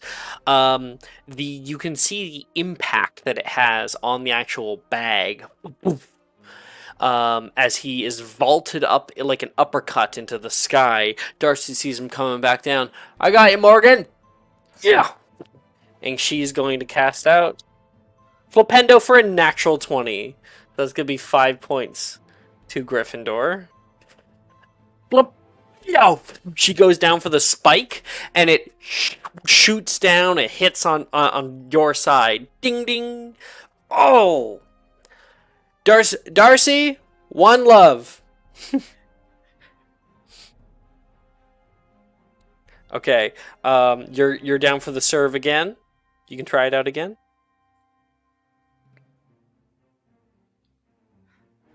Okay, so it's locked in now. Does that make a difference? Oh, it's locked in. Make me a spellcasting ability check just for fun. So that is you're an intellect caster, is that right? Vigor. Okay, so you're gonna make me a Constitution check.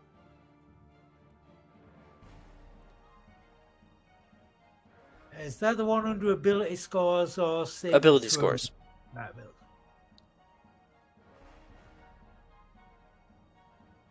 Well, then you like slam him up. Darcy is trying to run to catch him.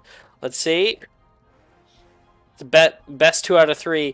Darcy also got an 11. So I'll say that Darcy kind of like slapped him up into the air. Woo-hoo-hoo! You can hear him yell. You slap him again, and we kind of get like a good back and forth until ding ding. Tony point. 1-1. This last one's for all the marbles. Darcy's going up to serve. You ready, Morgan? Well, I'm okay. You can hear him like a little bit dazed. All right, Flipendo. That's a natural 1. Flipendo. She casts it out at him, and he goes flying straight up into the air. It's perfect setup, Tony, for you to spike it down. Make me a Constitution ability check at advantage.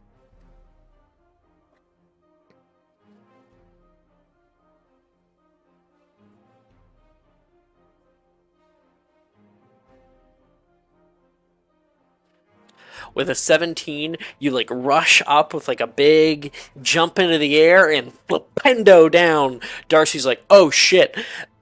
Morgan and Darcy both barrel into each other. And they're all good. They're all fine. Everybody had a great time. But you still have one more spell, so we can just get one out of the way. Yeah, now I'll do attempt bombarder to. Morgan gets out of the little mat there and is like, oh, that was awesome. New game. Morgan ball.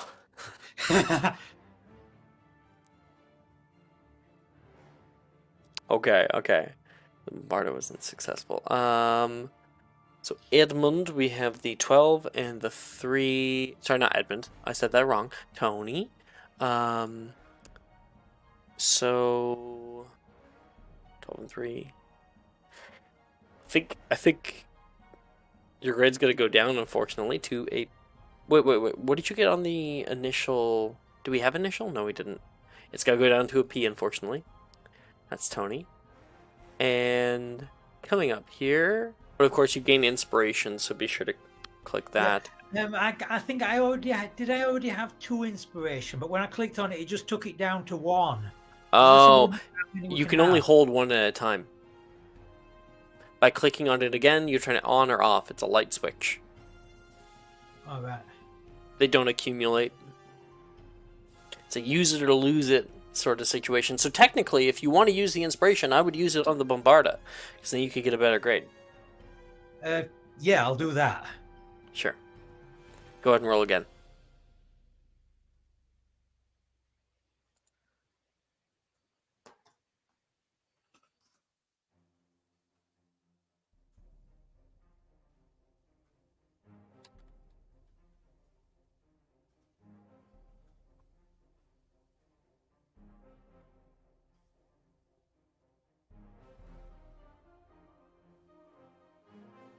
Oh, sorry, Oh, I tabbed that into the wrong place. I did that. I oh, made you put it. funny. uh, I didn't switch. it's still in play because it's still in the same thing. So the natural one, I'm gonna delete it, but it is it's advantage, so it's the higher of the two. So it's not in play. Still go down to a P. Um, Oliver, you can see right now Darcy like laying on the side wall. Professor Rojas is squatted toward her and has offered her an ice pack and then turns to go elsewhere.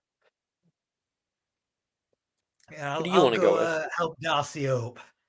Oh no, I was talking to Oliver. Uh, Oliver, are you here? Mara. What's up? Um, were you AFK there for a second? Yeah, just like mentally. Oh, mentally, okay. So after all this stuff with Tony, you can see Darcy laying on the side wall currently with like an ice pack that Professor Rojas has squatted down and given to her. The two of them talk, and Rojas stands up, puts a little pat on her back, and walks out. She's just kind of laying there. Um, who do you want to be in your group? Um, he's gonna look around. Does he see Drusilla anywhere? Drusilla. Looking around the group, you can see Drusilla is hanging out with Brett, but they don't seem to be practicing together. The two of them are kind of sitting crisscross applesauce and are talking. Do you want to go over? Yeah, you would approach. Cool. Um, it um, I've been working on them ever since we got our notebooks. Actually, a little bit before, but I've probably got about 4 of these already. That's super cool, Brett. Why don't you ever talk about this? I don't know. I don't think anyone would really be interested. And you walk in and you can see Brett holding a sketch pad.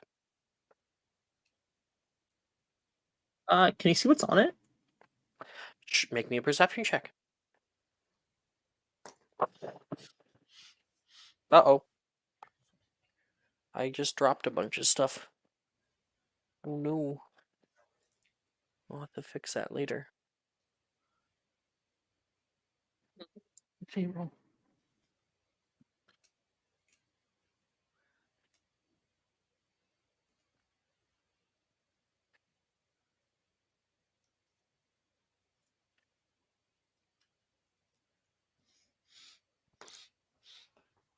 What'd you get?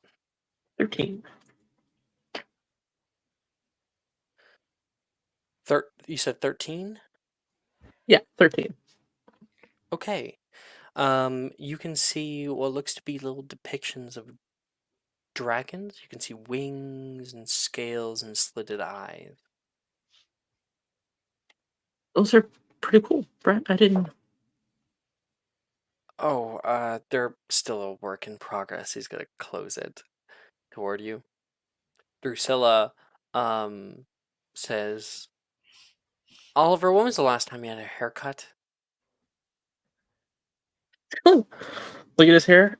Yeah, it's been a while.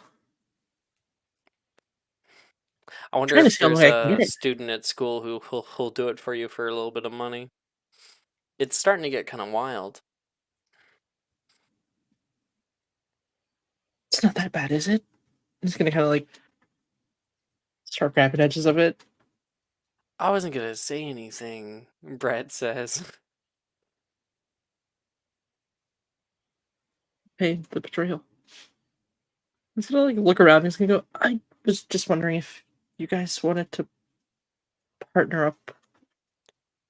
Oh, not me. I don't really like to get like possibly hurt in this class. I mostly just hang out by the stairs. Drusilla was talking about dueling earlier. Um, yeah, maybe. I did want to try out Jenny Vatham. Are you willing to try it on me? Ooh, a Try willing it, guinea Fernando? pig. A willing victim, she says. It's this or one of the other Gryffindors, and they're all kind of a lot.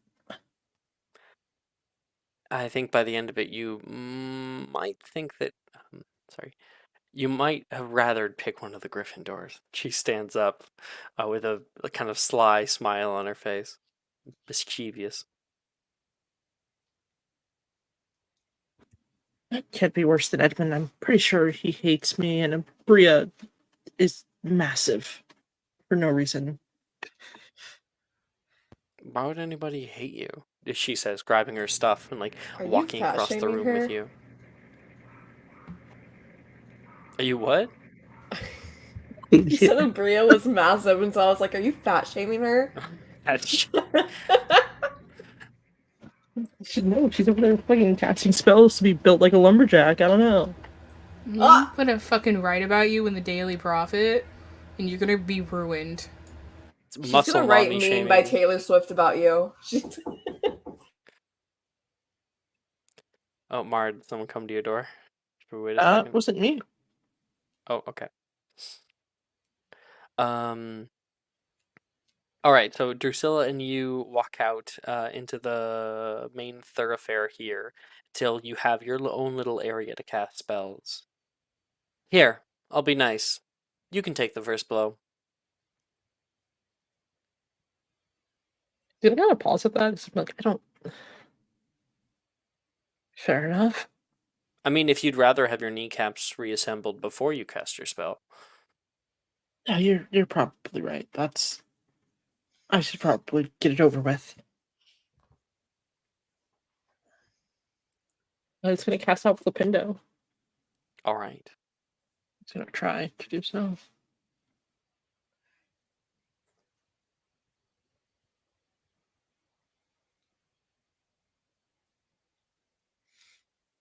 $18. Yeah, with an 18, she'll make a strength save, which succeeds. So you cast out Flipendo. It successfully goes off and kind of gives her a good uppercut of air. She holds down the fort, and you see her pushed back about 5 feet, skidding on her heels and then coming to a close. Nice one. Now let's see. Jennery Cravatum. Natural 20. Oh. 5 points to Ravenclaw.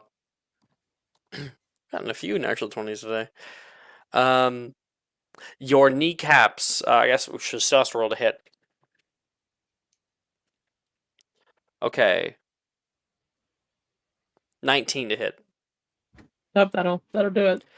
You can feel your kneecaps flip around to the backside of your knees, so that you're almost walking like a flamingo instead, with your legs bending the wrong way. It's just like, yes, got it. Weirdly, it doesn't hurt as much as I thought it was. It's just a really weird sensation.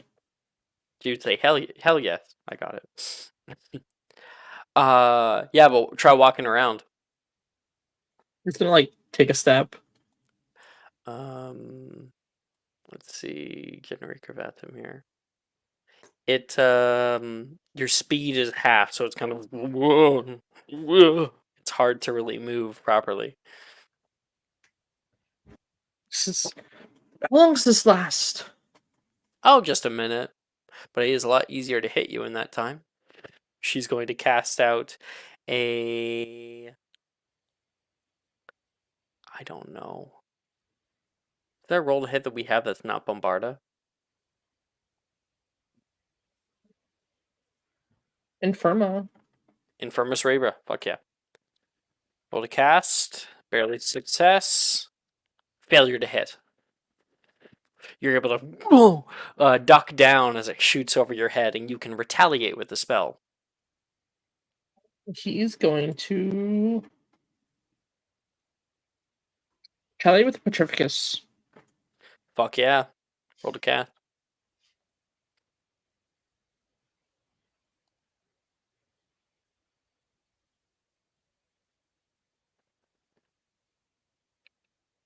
Successful. Roll to hit.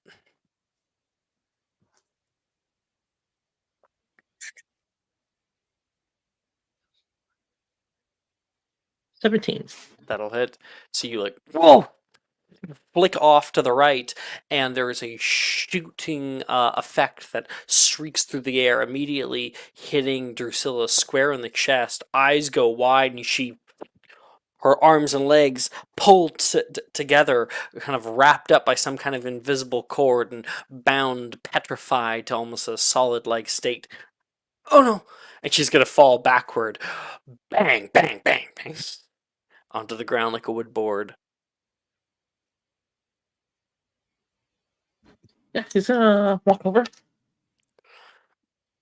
Good job, bedhead. Let me up. Oh, think that I will. Avery, Oliver Avery. Like, she says that, and he's gonna release her. Alright, there's no need for full names. Oliver Marcus Avery. And when that ends, he. Oh, was that so hard? He gets up. You hit really strong. That first uppercut, I barely even held my own. The second one, that packed a punch. Good job. She's gonna punch you in your shoulder. Ow. I pack a punch. Jeez. Okay. Oliver with a 11 and an 18. Your grade will increase. Okay. We just have 2 left. Bria and Desdemona. Who wants to go?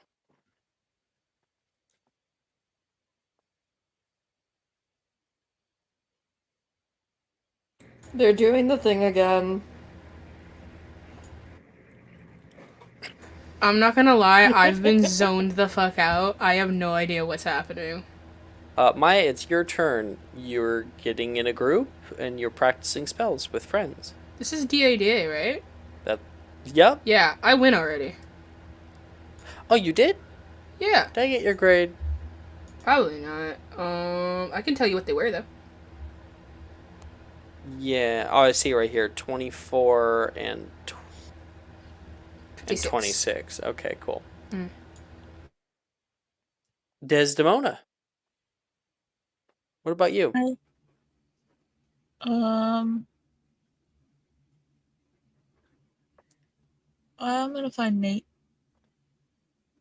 All right. Nate is like currently talking to Darcy, making sure she's okay. Fine, Nate. I actually had a great time. You should join in next time. I'll have to practice my flipendo to make sure I'm up to snuff with you pros. Oh hey, Des is coming. Desdemona, you feeling okay? Yeah, I'm fine. You always seem like something's got you down, Nate says. Some people are just like that, Darcy says. Yeah, are you the mood police now, Nate? The Victorians would have called it melancholy. Well, And I just as a call matter of it a fact, I little am. bit. I just call it a little bit bummed out, Nathaniel. Well, you're gonna have to pay me 5 sickles now. I'm writing you up a citation. Put it on my tab. Uses his wand and writes like a little citation. Des, all your money belong to me. Wow. Incredible citation work. That looks really official. Here it is. In fire. Mm-hmm. Notarized. Guess I have to give you all my money. Darcy's going to like lean up with a little grunt and sign they're gonna put witness at the bottom and sign their name. Well, you'll never be broke. Are you really wait, do you have like money or Oh no, if I owe you money though, perpetually, you'll never be broke. with interest? Darcy goes, Nate. Sorry, it's stupid. It's fine, I'm not gonna pay it, Darcy. Do you not have a partner? He's No, looking around. no. Um, Oh, I'm surprised Sam didn't snatch you up. Sam, you hardly really talk all that much.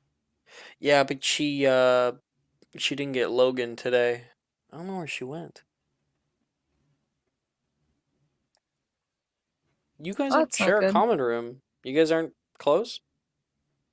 Um, I mean, the only person that I'm really close with in the common room is like Sadie.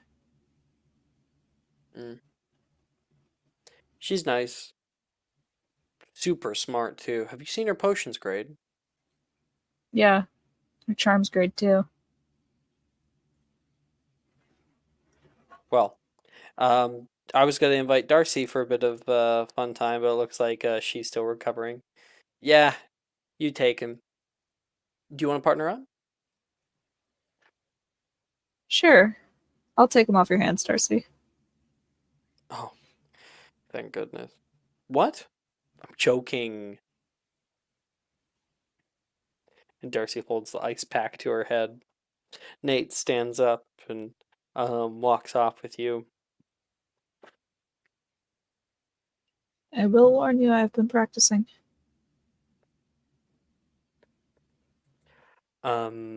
He says, You're not the only one. I actually went to a dueling match this Christmas. A dueling match. hmm The kinds of things that they can do are amazing. Did you know some people can actually just deflect spells, grab them straight out of the air, and pull them around, fly them off? That is amazing. You like dueling? I would. It's not like I've ever been on a dueling table. I always thought of it like fencing. Like most of it's a performance. There's a lot of rules to it, I guess, but it takes some serious skill. Mm-hmm. It's not like Muggle wrestling. I don't know. There's something really comforting about just like ditching the wands and going full. She like brings her fists up. Is that the club that you're going to form in third year? The Oh yes, the underground fighting Hogwarts ring. Hogwarts The underground Fisticuffs. fighting ring club. What would it be called? The underground fighting ring club. Oh my goodness. UFC?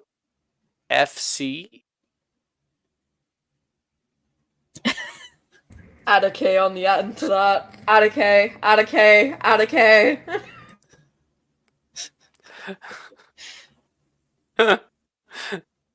Underground Fighting Club.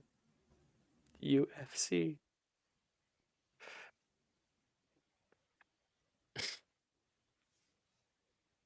All right, what spells are we doing? She's gonna practice. What was it? Densagio and Kalashu. You can try it, but I am not getting hit by that spell. I'm just telling you right now. Densagio? Yeah. Sally cast it at Logan. He had to go to the hospital wing. If I could like roll above a 10 at all this session, that would be great. That's a 13, which That's a technically six. succeeds. You rolled a 3 on the die and got a 13. Damn. I think if you're doing Densagio, well, if you're doing Densagio, then that's a roll to hit. 21 to hit. He's like, shit. He tries to jump out of the way, and you like hit him mid-air. Oh! He grabs his stomach, and you can see his two front teeth elongate till they're beaver-like and long. Thanks a lot, Desdemona. Oh man, He's it's gonna be casting at really you. funny. Shit. Then Saggio, which I think he has like a He something has a bad to hit, right? disadvantage to his attack roll, not to his like The attempt. success to cast, disadvantage to attack roll. Okay, good first roll. Okay. 17. Yeah, that hits. I don't think I have anything that could. Not yet. We're not level 3. Mm-mm. So you are hit right back. Your teeth also get much longer. There. Now we're both in this thing, Myth.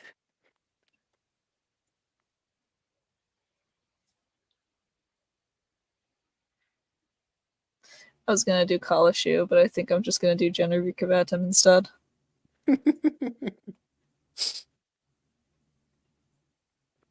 No, Infirma Cerebra. That's more insulting.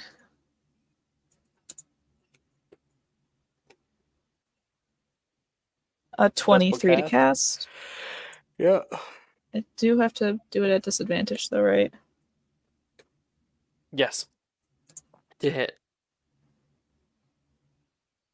11. Yes, sir. How do you say it? I don't. Hold on. Give me a second.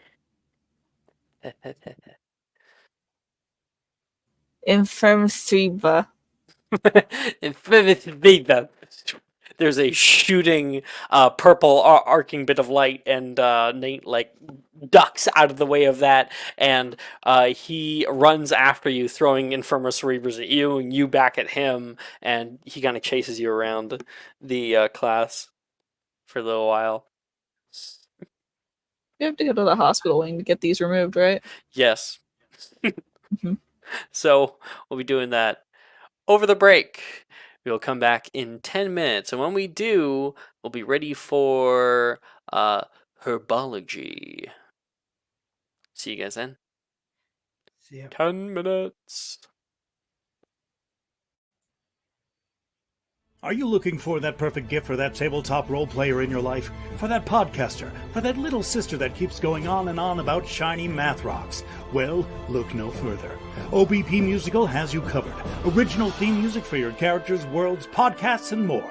Has your bard written lyrics about a party member's tragic demise? Let us compose to them. Or better yet, let us write those lyrics for you.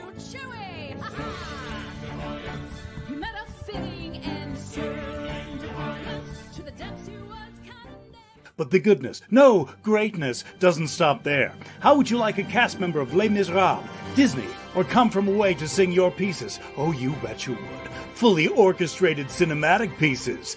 Pieces like this. Who'd rise to meet the call, who'd fiercely face the danger, be a hero to them all.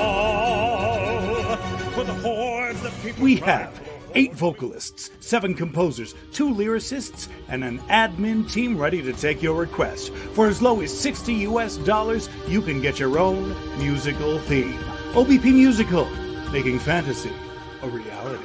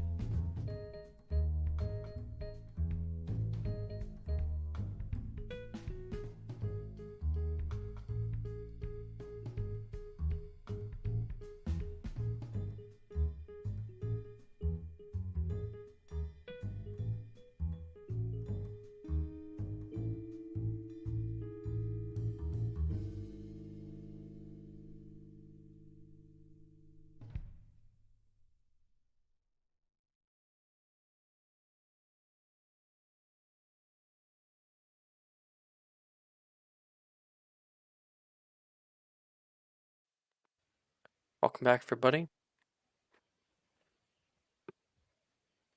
Bye. Hello. Damn, sorry I didn't mute fast enough. God. Jordan was in the doorway. Oh, I Saying thought you were goodbye to mocking us. Jordan. I like No, I jump was gonna at be that. I don't know. like, welcome back, everybody. Oh, okay, goodbye. No. I assume that everyone is mocking. I'm on the offensive all the time. Nothing Yeah, gets past me. truly. Okay, where are we? Looks like herbology here. Okay. Herbology class is happening with Professor Sprout. We cut down there, and you guys have changed into your herbology gear. The greenhouse is humid, filled with an earthy scent of fertile soil and verdant plants. Sunlight filters through the glass, casting a verdant glow on the myriad of magical flora housed within. At the center of the room, a large table is set, upon which rests an array of peculiar-looking plants that seem to pulsate with a life all of their own. Professor Sprout, with her hands protected by thick dragonhide gloves, stands proudly before the class, her eyes gleaming with the kind of passion only a true herbologist would possess. Today, she announces, we'll be studying the fascinating bouncing bulb. She gestures to the plants on the table, and you notice they are indeed bouncing, boom, boom, boom, slightly, their purple onion-like bodies jiggling on stout green stems.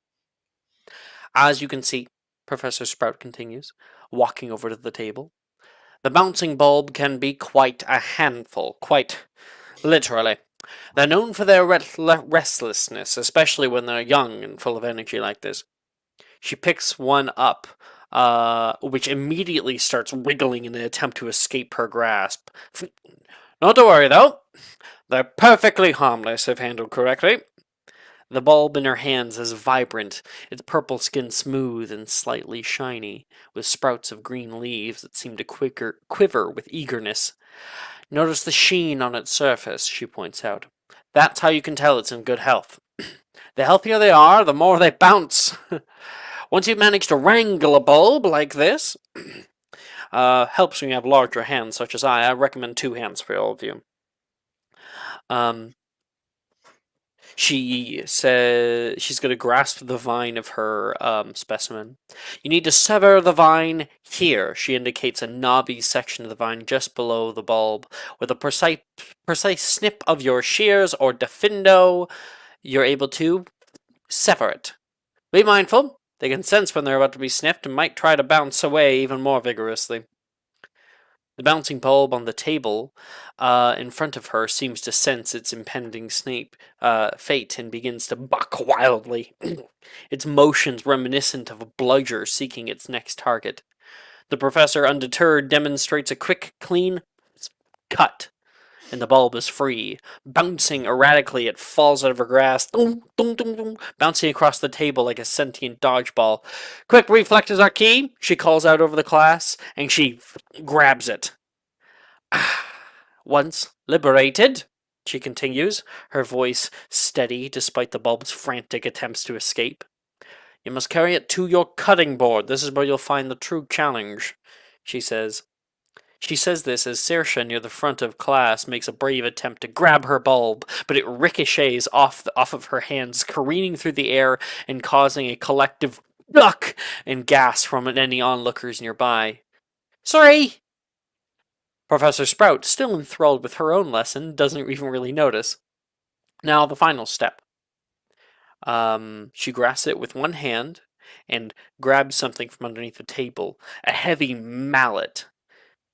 Next step is to give it a good, firm whack.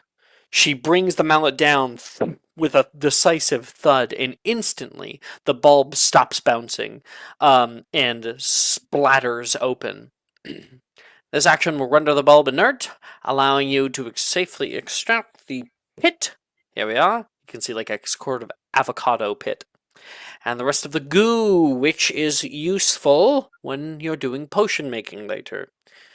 She pries all of that off, and she says, "Remember, if the bulb gets away from you, it could wreak havoc. They've been known to break containers, knock over shelves, even bruise an unwary student, so stay alert and work together. A calm and considered approach is often more effective than rushing in." And all of you are going to make me a herbology check.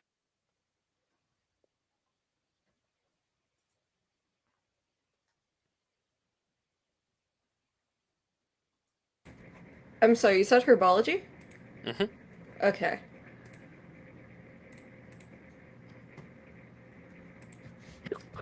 I just saw you guys bantering. You're gonna die at 2:12 a.m. Good, finally free from the torment that is living in your presence.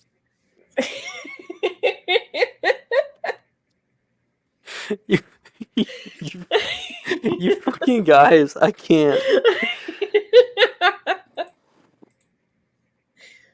Thank you, thank you.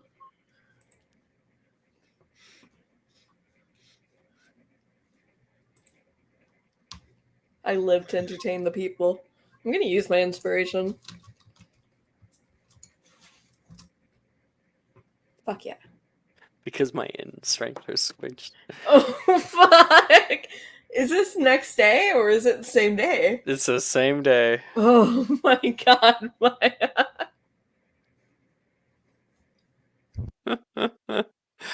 It might help you though, because we're going to be next making a strength save, and you will all have advantage on this strength save if you successfully made the herbology check DC of 15.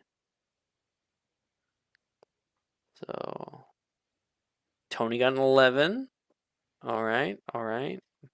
Yeah, he was just distracted, wondering how Sam and Sally got through that entire presentation without just collapsing in laughter. Maya, Bouncing ball. if you help me, I'll help you. Mm-hmm. Okay. Godspeed. have the same Oliver modifier got now. a 17. Okay. I'm okay. redeeming myself in the eyes of Pomona Sprout. Desdemona I'll just go getting better. jump off a cliff. It's fine. I'm sorry, Maya. Maya. Okay. 11. And Maya got an 11, not the 10. And Edmund 22. 22. Great, you were at a T, so it goes to a D. Yay. So I just do strength regular. I don't get advantage. I don't think the only person who made it was Brooke, Jess, and Oliver. You guys get advantage on the strength save. Everyone else just has to make it regular. Oh, it's a save, right? Strength saving throw, yeah. Oh.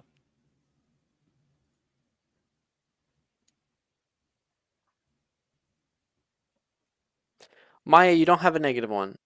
Yeah, your strength went up, so you'd have a, what was it, +3 to your strength? Mark gave me a subscriber. Oh, to try again. Okay. 11, 10, 9. Surprising.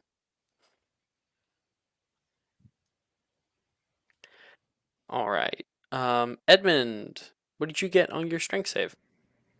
Oh, the 22 was my strength save. The 21 was my herbology check. Oh. Oh, okay. Cool. Cool. Desdemona, is that a 6? Yeah, literally no one now is rolling like above a 10. Avery has abandoned you all. The Avery gods. I'm absorbing the luck. Oliver It's only because I can't use the bot. got a 9. Mm-hmm. That 17 in strength is going to do you so good in Quidditch tryouts, dude. Abria. It's not, Abria, because what'd I you get still for the have to strength use save? Avray. 11. 11? Mm-hmm. Did you do a downtime with any Hufflepuffs? You failed with Wilfred, right? Delilah. Delilah? And Nolan. Nolan will throw you a d4.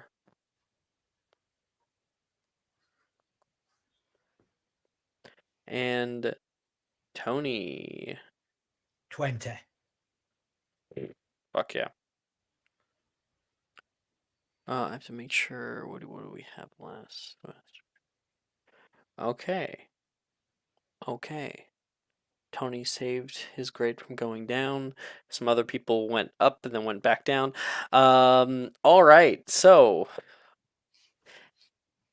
Edmund, you're able to. You're like, no, I'm not gonna fuck up this time. This is perfect. This is physical. You look down at this little thing and pounce on it, grabbing onto your bouncing ball, but bucks wildly, and you're able to hold it underneath of your arm like a football. There, you do you know Defindo?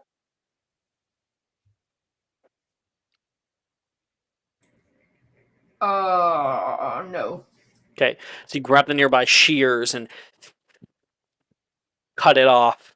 You bring it over toward the table, and you're able to hold it so tightly that it's barely even moving anymore. You place it down, holding it down with one hand. Grab the mallet, bang, and splat everywhere. Precisely what you needed to. Yeah.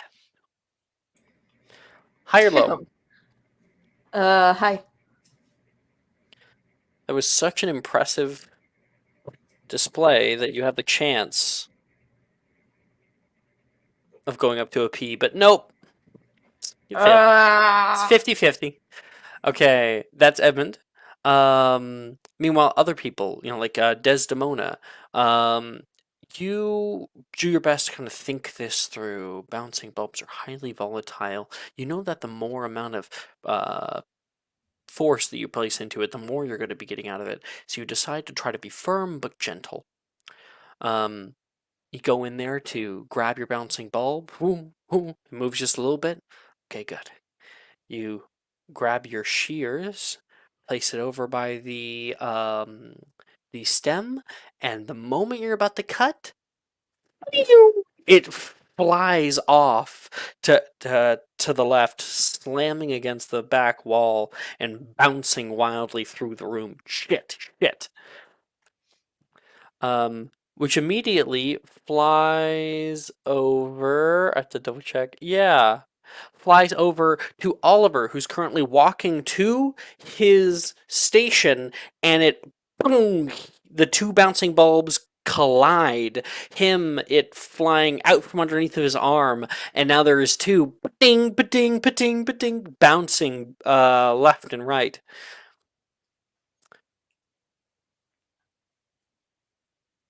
Do you guys try to do anything to save your grade?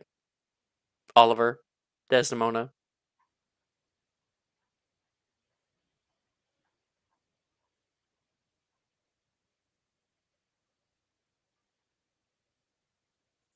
I'll take it as a no.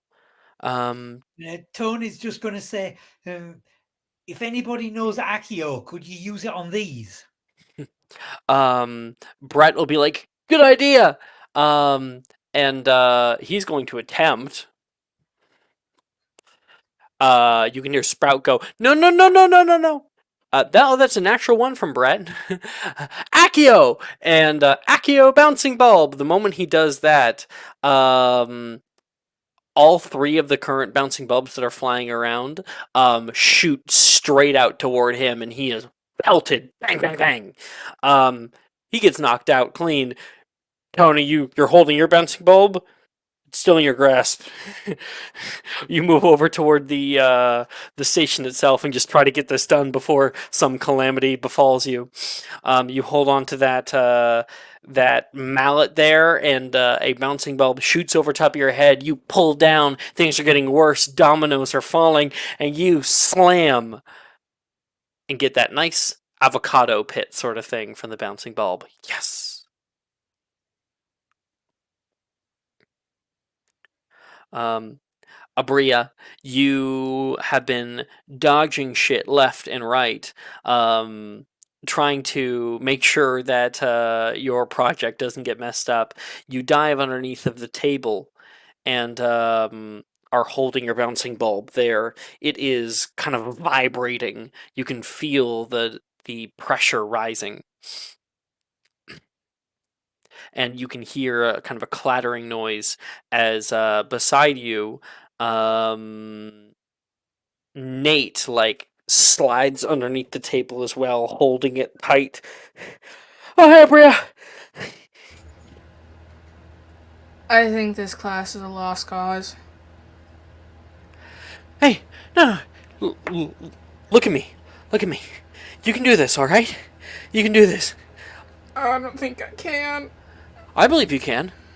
You guys both turn. You can see Nolan's down here too, but he doesn't have a bouncing bulb. He's just scared.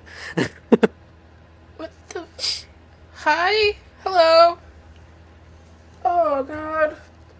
I think I got some of it in my eye. Nate says, "You deal with your bouncing bulb. And I think I need to rise to the occasion." He's gonna grab the mallet from that's down here, and he's gonna stand up. Batter up. He's gonna attempt to slam these things in the air. Sleight of hand check. Natural one. Batter up. He gets hit straight in the face, and all you see, because you can't even see his face, you just see him hit the ground unconscious.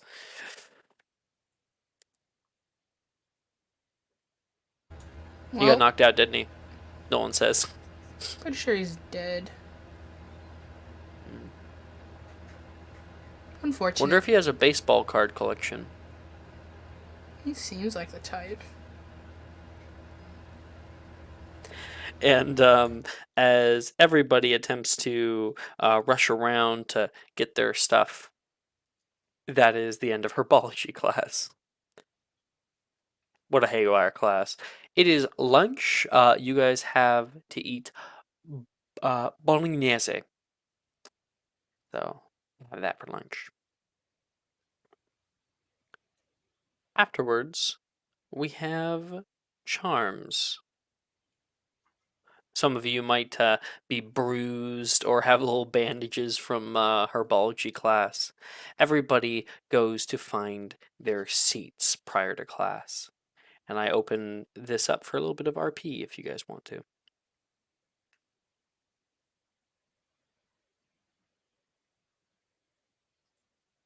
We're in charms. Yep, we're I'm just gonna finding our do- seats and charms. I'm Tony gonna sit with the Morgan Ball veterans. And Morgan yeah. Check Darcy's okay and hasn't got a second concussion in one day.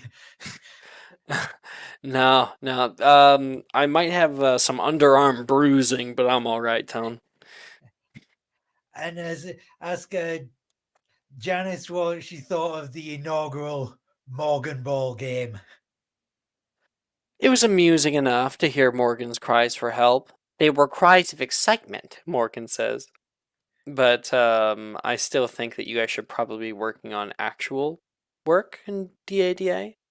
Especially if you're a part of Ravenclaw House. I don't care about Hufflepuff and Gryffindor. Oh, thanks, Janice. That's really nice of you to say. You're welcome.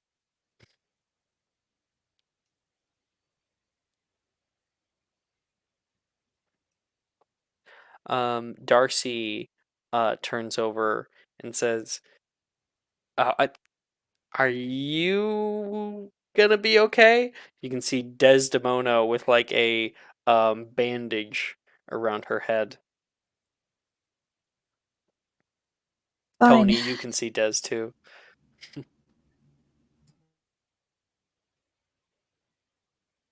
That thing really came in at Mach 7.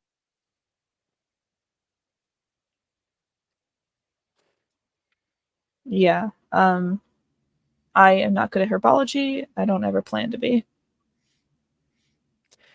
I think they were allowed to stop taking these classes at like 4th year. Oh, that's probably a good idea. I don't think plants enjoy me very much. Um, I think Janet, no, not Janice. What's this here? Morgan says, I once had a street side brawl with some Diagon Alley gnomes. Everyone turns to look at him like, the fuck are you talking about, Morgan? They're normally found in gardens. One of those like ADHD having the conversation having gone elsewhere in his own brain. Okay. Glad to see you're still able to be with us then, Morgan. I'm gonna go find Sadie. And she walks off.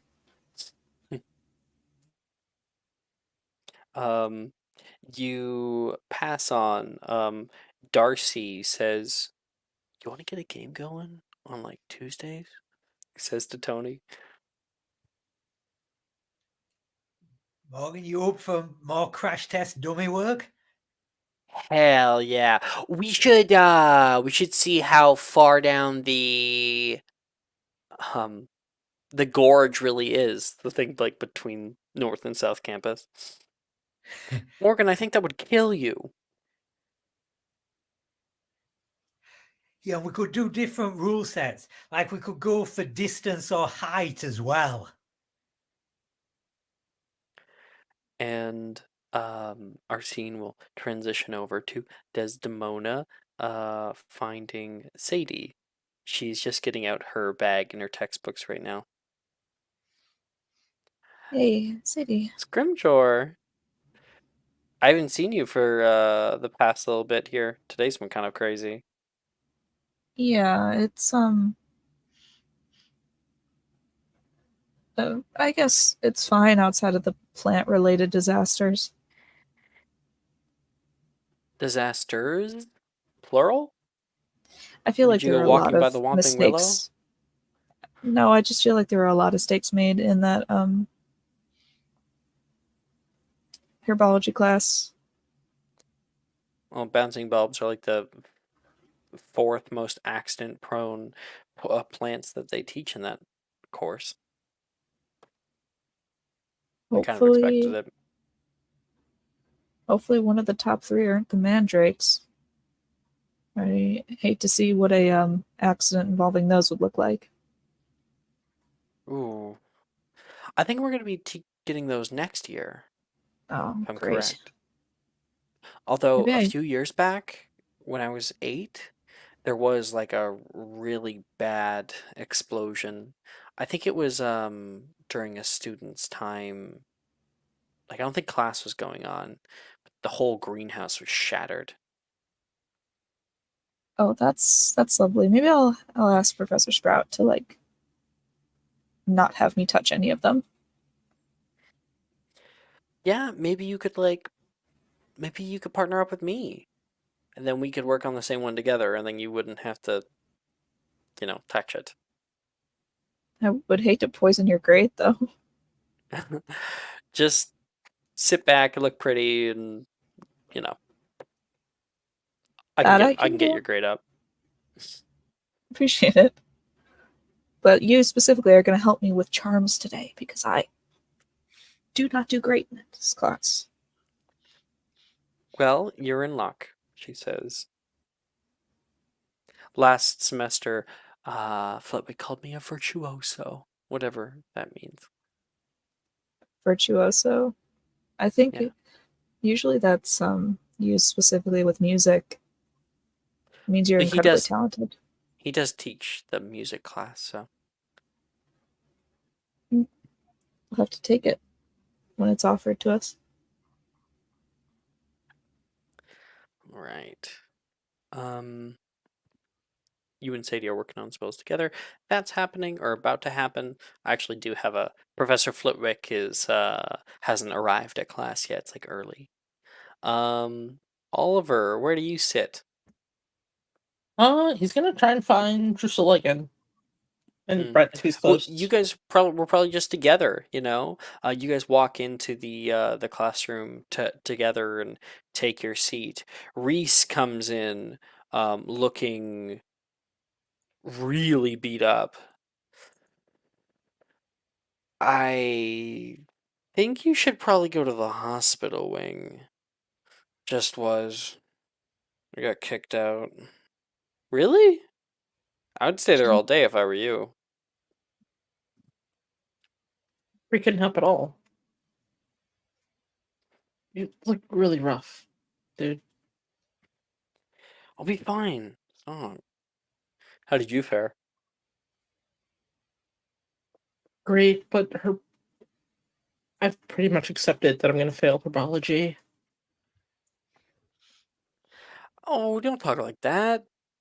If we put a little bit of work into it, we could probably get it. You're doing great in all your other classes, except for transfigurations. I blew up a field last semester. I don't think Janice has forgiven me yet. No, she seems like someone who's very easily holds a grudge.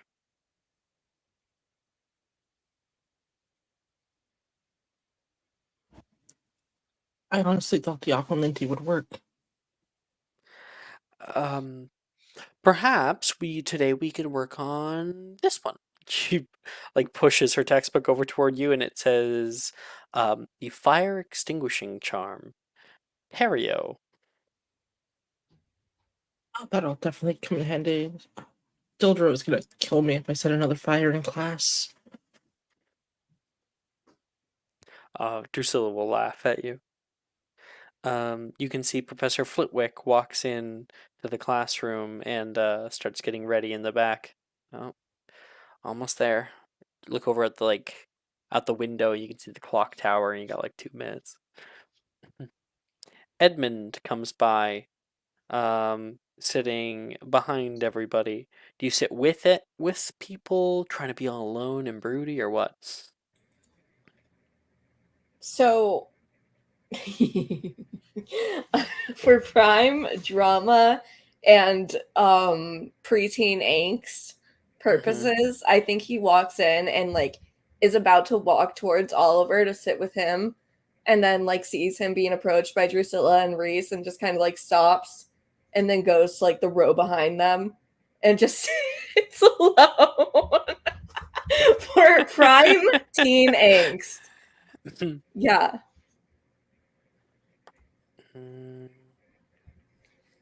One second.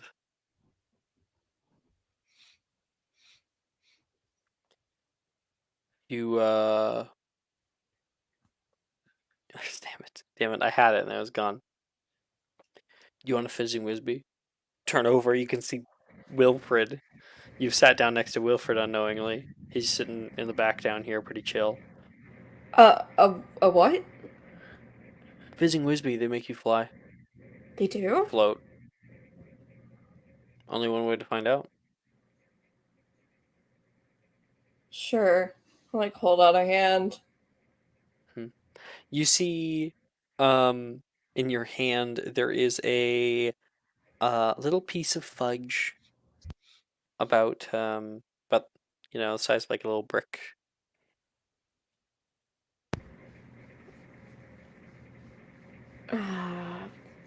Bottoms up. I guess that doesn't really apply to candy though. I'll like take a bite. Maybe a Constitution saving throw. Oh.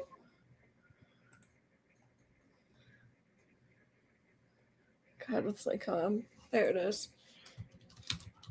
Why am I suddenly worried that I've been poisoned? 18. Damn it. Do you want me to Damn fail it. this? I can fail this if you want me to fail this. You know, I am completely open to failing this if you want me to fail this. it's not a fizzing Wisby. Is the thing. Edmund, you feel like your belly kind of rumble for a minute. You have to fart.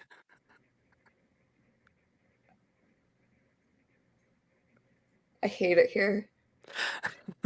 I hate Wil- middle school boys.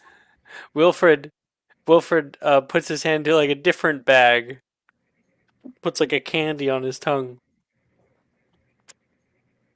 Edmund's Oh, going that to one didn't. stare Sometimes daggers they're at him. duds, he says. Hmm. So that's Edmund. We'll have him make some con saves later. Um, and Abria, you're walking in with Nolan. You've helped him to class. Thanks. You don't have to sit with me or anything. I can handle that. Um, well, I wouldn't mind. I'm having a little trouble making friends, so it'd be kind of nice, actually. You're having trouble making friends? Yeah, I keep Honestly, I don't trying, see it. but I keep trying, but I don't know. Most of the Gryffindors seem pretty grumpy and kind of mean, honestly. So Are you just talking about one person or I mean, Wilfred is mean. it's not a Edmund is, Gryffindor? yeah, but Edmund is also grumpy, and Desdemona likes to keep to themselves, or I guess keep to themselves and Sadie. And Nate. And then There's some viscera Oliver's there. Oliver. You got a problem with Nate? No. I just think that, Wonder Boy needs to stay in his lane sometimes. Insight check. Ooh. 18. Her, lip kind of curls a bit when she says his name. It's fine. Well, you can sit with me. I consider you a friend. Thank you. And hey, you did actually finish the herbology assignment. Barely. The scrape of my teeth. An A is acceptable for a reason. And he sits down with you. Yeah, you can see Desdemona nearby talking with Sadie. The two of them, or Sadie smiling, Des kind of throat chuckling. Um, you can see Tony and Darcy hanging on the other side with Morgan. You can see Edmund and Wilfred kicking back, talking. Oliver and Drusilla. And you can hear Flitwick clear his throat. I do hope you all kept up with your reading over winter break, because today we are going to be testing our skills in charms with Wingardium Leviosa. If you turn to page 216 near the back of your books, you'll find it readily available. Now, can anyone tell me the limits of this particular charm? Yeah, I've got a And question as well. I can answer that and also have a question that well, the lifting, the amount where you can move with Accio is £20, but Wingardium Levioso can lift £100. So if you lifted something heavy with Leviosa first, thus making it functionally weightless, could you then use Accio to draw it towards you? It certainly depends on the overall strength of the Wingardium Leviosa, depending on how much it's actually taking off. But that is touching on the first little bit there. That is correct. £100. Anybody else? Anyone who wants to answer the question, which I think you get a D4, Tony, because you did answer first. It's going to be a persuasion check.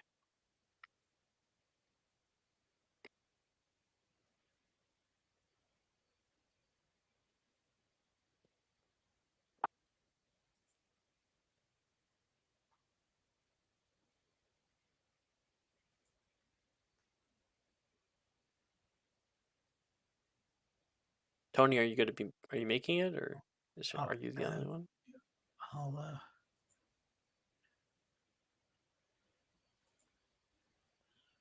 Looks like Tony, you're the only one in the running. So, the answer to all the limits of the charm can be found on the spell card of Wingardium Leviosa.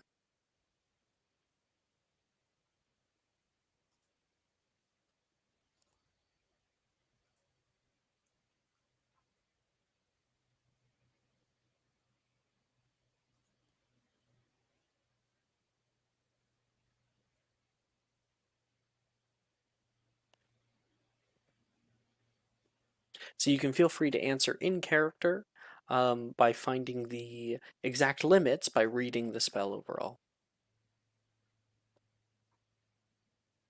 There's a few in there.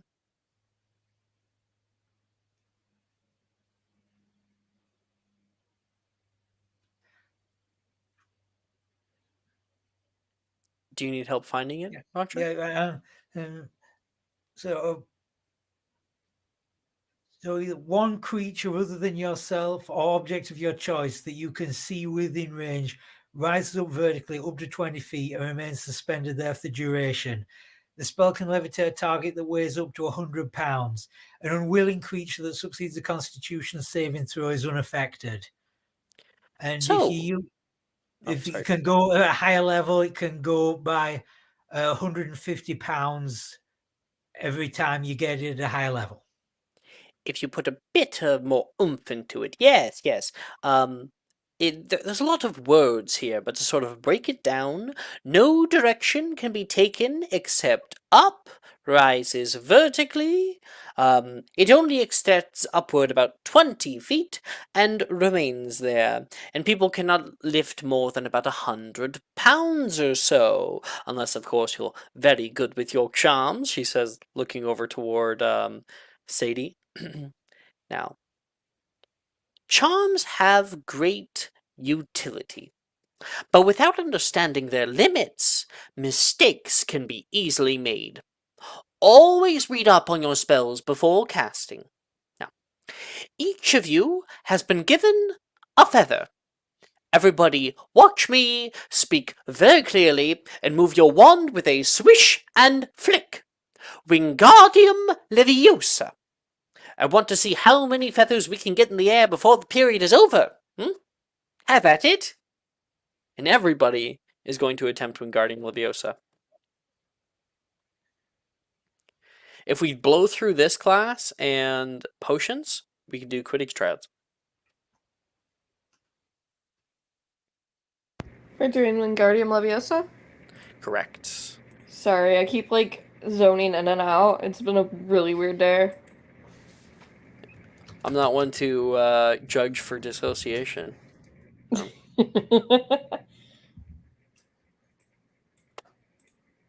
19. 19. Okay. Hey. Grades going up. Is it a new day also? It is not a new day. This entire session happens in one day. Yeah, Oliver's just gonna go jump up the Shadow Tower. It's fine. Mm-hmm.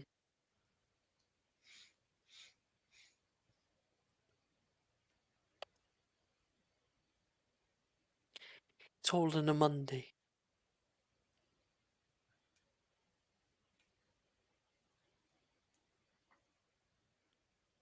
And Abria, if you want to get the strength effect fixed, or if you want it for the Quidditch tryouts, it's up to you. You just have to go to the hospital wing.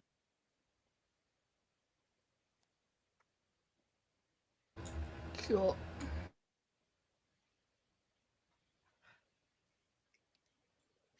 What does it actually mean when a spell's locked in?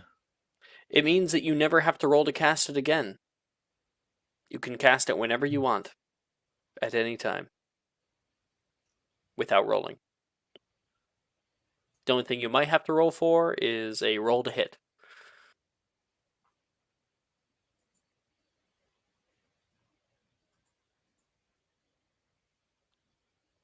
So, like, outside of class, you can just use it. No rolling necessary.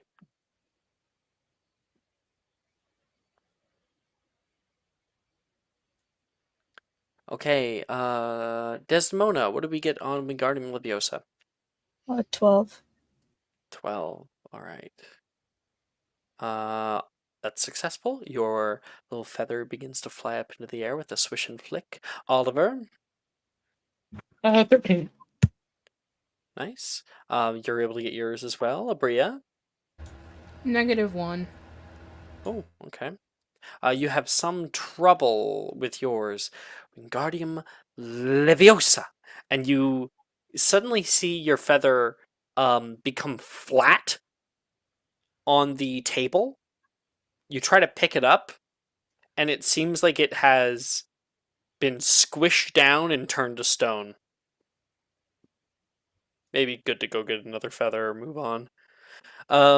Tony. And 9 fail. And yours just doesn't really move at all. You think it was working for a second, and then you realize it was your breath that made it move. It falls off your table. Okay. All right. Everybody here, you guys, let's just blow right through it because we already did a bit of the RP. Let's do 2 charm spells.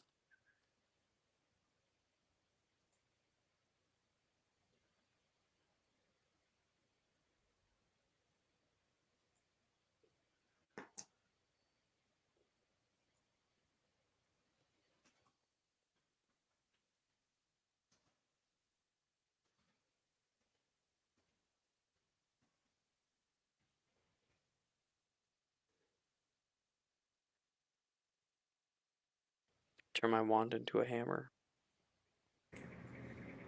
Fascinating. Putty. Slime. Putty. I think I got mine. Okay. Yes. First is gonna be Alohomora for. Oh, okay, I did that wrong. Hold on.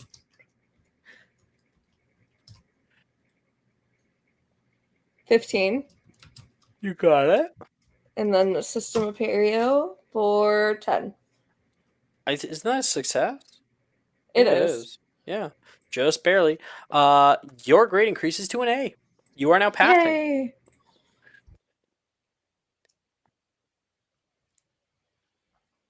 Edmund's done. Who's next? Tony got 2 successes, 13 for Moliare and 18 for Wingardium Leviosa. He would not let that defeat him. So they're both locked in now. And you get to keep. Wait, 13. Yeah, you get to keep your A instead of it going down. Good job.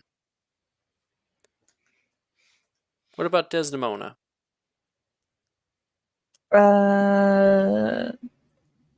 Defendo 15 and The cutting job. System Imperio for 18. You have an overall +0. Yeah. Your grade, I'm pretty sure increases. Double check grade. Yeah, your grade increases to an E. You have E's and O's in everything except for herbology that you have a D in. Okay. Oliver.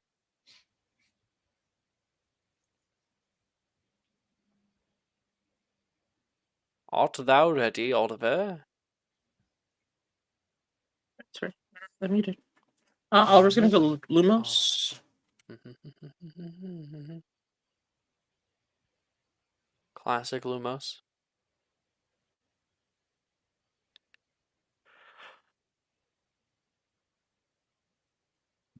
For 16 and Alohomora.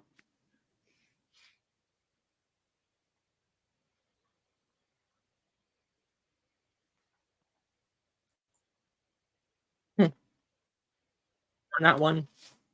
All right. 4. So I was going to give you an E. The nat one will bring it down by 2 to AP. He's just gonna look forlornly at Drusilla. Sorry, bud. She looks down at your Alohomora that has liquefied the door handle. I don't think that's how you were supposed to cast that. At least they can't kick us out, right? They can't kick us out. I'm gonna go tell Flitwick that he's gonna need a new door. He's gonna go do that for you. Abria. Okay. Lumos. That's a nat 1 for a -2. No, Maya, roll again. You've been rolling such shit. Fuck, just roll again. I'll try, but I mean, it's what happens. I have a -3 when I use utility. Like minus on Lumos, does that just mean the age of darkness has begun? Oh, that's a 10. Yeah, -2, you definitely would cast darkness out of the tip of your wand. But with a 10, that is barely a success. Cool. If this I'm one's in gonna that one, try. I can't do nothing. It's an 8. All right, yeah. You're right on the cusp, I think. What did you get for your Wingardium Leviosa? -1. No, you are not right on the cusp. You're still at a P. Actually, no, you went down to a P. I think you were at an A. Okay. That is charms. We got that out of the way. Potions, super duper quick. Very simple. No RP really needed for it. You guys all get to pick a potion of your choice from the potions list. I will send a link to the potions list. Potions. And you'll make a potion making check to try to make it. Be sure to tell me what you're making before, or announce it, or title the roll before you roll for it. I got mine already. I've had mine picked out for so long. Oh wow, okay. I'm making Stargrass salve. I keep typing it wrong. Okay, hold on. I got it. Don't worry. 27. Hold on. Wait a second. hold on. I've got it. No worries. I've got it. Okay. You had a 21, did you say? 27. 20, My influence 27. is eternal. You are. Oh, I'm sad we don't have a Hufflepuff. Edmund, you wouldn't happen to be close to a Hufflepuff, would you? Wilfred. Yeah, you guys been make a con save. No! No! It's growing. I hate it here. 16. You survive, but it's getting Fuck worse. you. Maybe it'll be a good burst of speed on your broom. I'm not trying out. Oh, damn it, you're not. Okay. We'll see you after this. Sorry, so you got 27. Roll me a d4. Wilfred's giving you a d4. You could make it superior. You're one away! You're one away! Oh. I'll give There's you... no way to get that up. There's no way. Hold on. Hmm? That is a 19. It's a 19 on the die. Do you want to try to crit fish? Can I? Would you mind? If you want to, go ahead. I don't think it's going I'll to, just but roll a d20. Yeah, no. No. Yeah, that was a 5% chance. All right. So you do make an... Oh! Faith! Oh my god. D4. yeah, 27. That is... That would be What a potion were you making? 32. Stargrass salve. You make an exceptional quality Stargrass salve. That's amazing. That is 8d4 plus 8 hit points. How much would you have to get a superior Stargrass? Sorry, this is a superior. You said exceptional. Oh. I might have So fucked it's up. a This is superior. superior. If I don't get into Slug Club, so help me fucking God. That's amazing. That is amazing. Ooh, no, it heals an additional amount because I have the Stargrass salve from the healing feature. So it heals an How additional much is amount it? equal to my level. I'm giving you an O. You got a fucking over 30. Okay. Like you were at an A, I'm bumping you up 2 grades. So that's insane. Fuck yeah. Thank you. Okay, that's Evan. Anyone else have a choice? What was that? Stargrass salve was that? I can't see that in the Yeah. potions list. Is that something only Edmund can do? It is.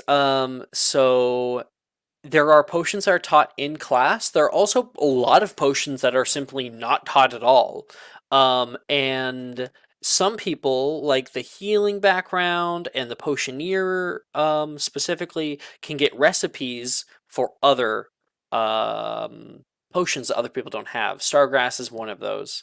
So it's not available to you, unfortunately. Okay, so I'll go next, but just a question. What is a blemish blitzer? A blemish blitzer is if you have any questions about any of these, right, you can ask. It stops acne, and if you get an exceptional quality, then I give you a regular beautifying potion. Makes you pretty. Okay, that's very interesting. And forgetfulness potion, is that temporary or permanent? Permanent. So it makes it so the person forgets what happened for a certain duration upon drinking it, and also won't remember anything for the next like minute or two. Anything that happens. Okay, that sounds unethical, so I'm going for the blemish blitzer.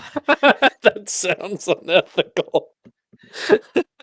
Yeah, Sometimes if it's it was just needed. like a temporary, like say a 10-15 minute memory blank, I'd probably have gone with it, but not if it's like a permanent, if you can lose stuff permanently, I'm not doing that. So I'll go with how do I type it in for the to do the Oh, blemish? you're just gonna make a potion making check. All right. Use a skill. Um, recently in a later game, I had Drusilla have a blowgun darts with forgetfulness potion in it, and they were fighting against a group of people, and they wanted them to forget that they were even there. Oh, in a Blades in the Dark game, I mean, my character has a dart gun that can fire truth serum darts. Oh damn. So you got a 6 on the potion making. So that is for Blemish Blitzer, which is a pretty simple potion. That's a flawed Blemish Blitzer. I don't even know what a flawed Blemish Blitzer would do. It would make your skin nice and smooth. That's it. That's all it does. Your potion's grade does decrease to an E. Okay, who's next? Yeah, let's get this over with. Okay, I'm doing an antidote to the antidote one, whatever it's called. I don't know. Antidote to common poisons. Oh, okay. That's a 17. With the 17, that is a regular antidote to common poisons. Specifically, I'm surprised by how useful this actually is and how little it's ever used.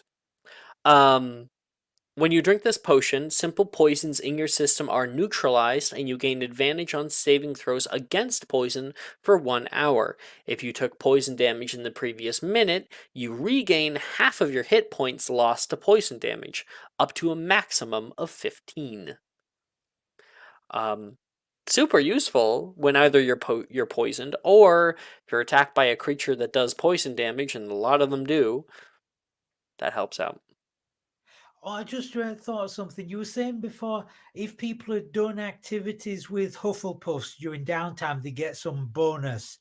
I did. Not necessarily, but I was just wondering because my downtimes, I'm now friends with both Drusilla and Janice, and they're superstar potion makers. So I was wondering if yeah. I get any bonus to it. No. So what I've been giving is that Hufflepuffs have an ability where they're able to give words of encouragement, where they give a D4 to people, and if you are exceptionally close with a Hufflepuff, or maybe if you've been doing a lot of scenes with them, especially if you're dating them, they may give you a D4 from here and there. Right. Enter the common poisons, but Ravenclaw has no such ability. Of course, if we had a Hufflepuff player, they would be able to do so too. Okay, did I get the grade on there? 17. No, I didn't. Okay, you get to keep your E there, Abria.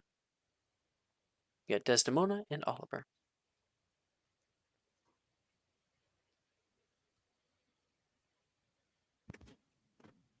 I'll go. He's gonna do forgetfulness potion. Who cares about the ethics? Oh, I don't know. I okay. rolled twice. Yeah, that is that's an exceptional forgetfulness potion. So there it is. When you drink this potion, you forget everything you perceived in the last 10 minutes, and you won't be able to remember anything you perceive for the next hour. Yeah, but you probably inhaled so much of it in the process of making it that you've forgotten you have it. It's like on brand for Oliver though. Just like in his bag. Yeah. Exceptional. I mean, for most people who make potions, yeah, they normally forget. But yeah, you got exceptional quality forgetfulness. And I'll get your grade there. Oliver, you get an O. Increases to an O. Desdemona, you're last. I'm trying to decide. I think I am gonna try for. I'm actually gonna try for Liquid Darkness. It's the first time I'll be making it, so let's do it. Ah, damn it! Can I do I even have inspo? No, I've never had inspo in this game. Whatever, 15. 15 gets you a regular Liquid Darkness. So you can add that to your inventory. Keep your E. All right. Before I forget, I will add grades. Since we are now done.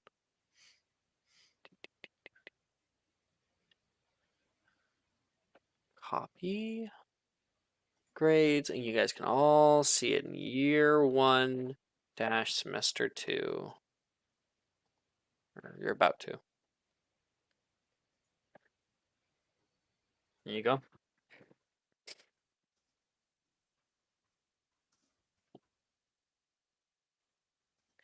Okay. That day, you guys have chicken parmesan for dinner.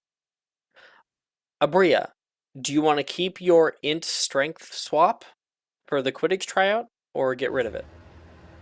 Well, I guess the question. No, I don't even have a question. No, I'll just keep it inside. Okay. All right. You're like, yeah. Oof. If I get That's some accused nice of cheating, I swear to God. Oliver will do so. Logan's like, Abria's cheating. I need you to know I will physically kill him.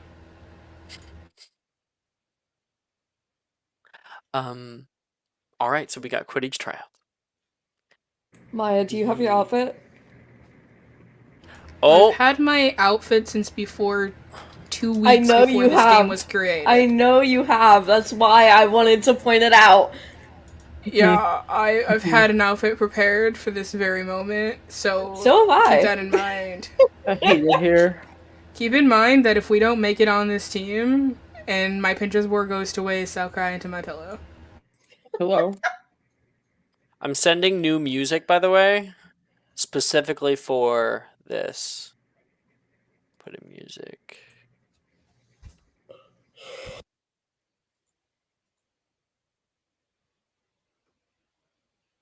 Don't be shy. Drop the board.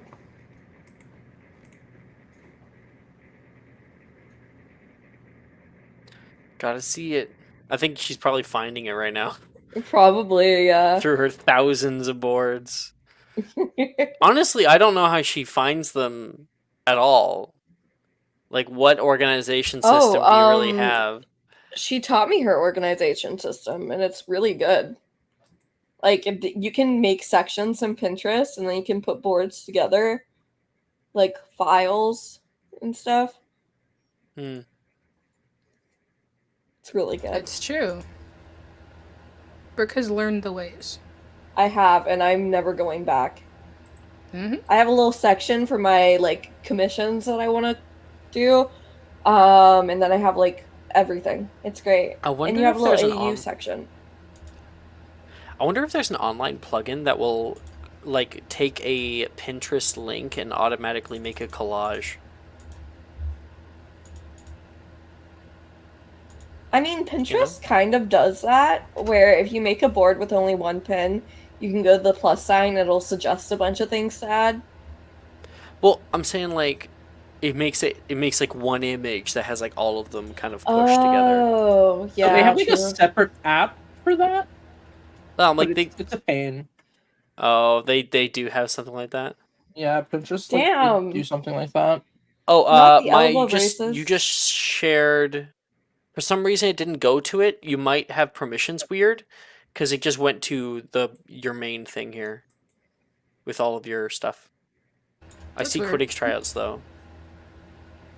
That's super odd. The tone-up sleeves. Stop. Here, I'll pull it up on screen. Hate it If you want here. if you want to delete that, you can, because I'm pulling it up on screen. Thank God. Braids. No one else sees my Who Pinterest is braiding her hair at Hogwarts? I need to know. board. Who is doing her braids at Hogwarts? First of all, she's an independent woman. She can braid her own hair. Yeah, we But- don't. Do we? Probably Sinistra.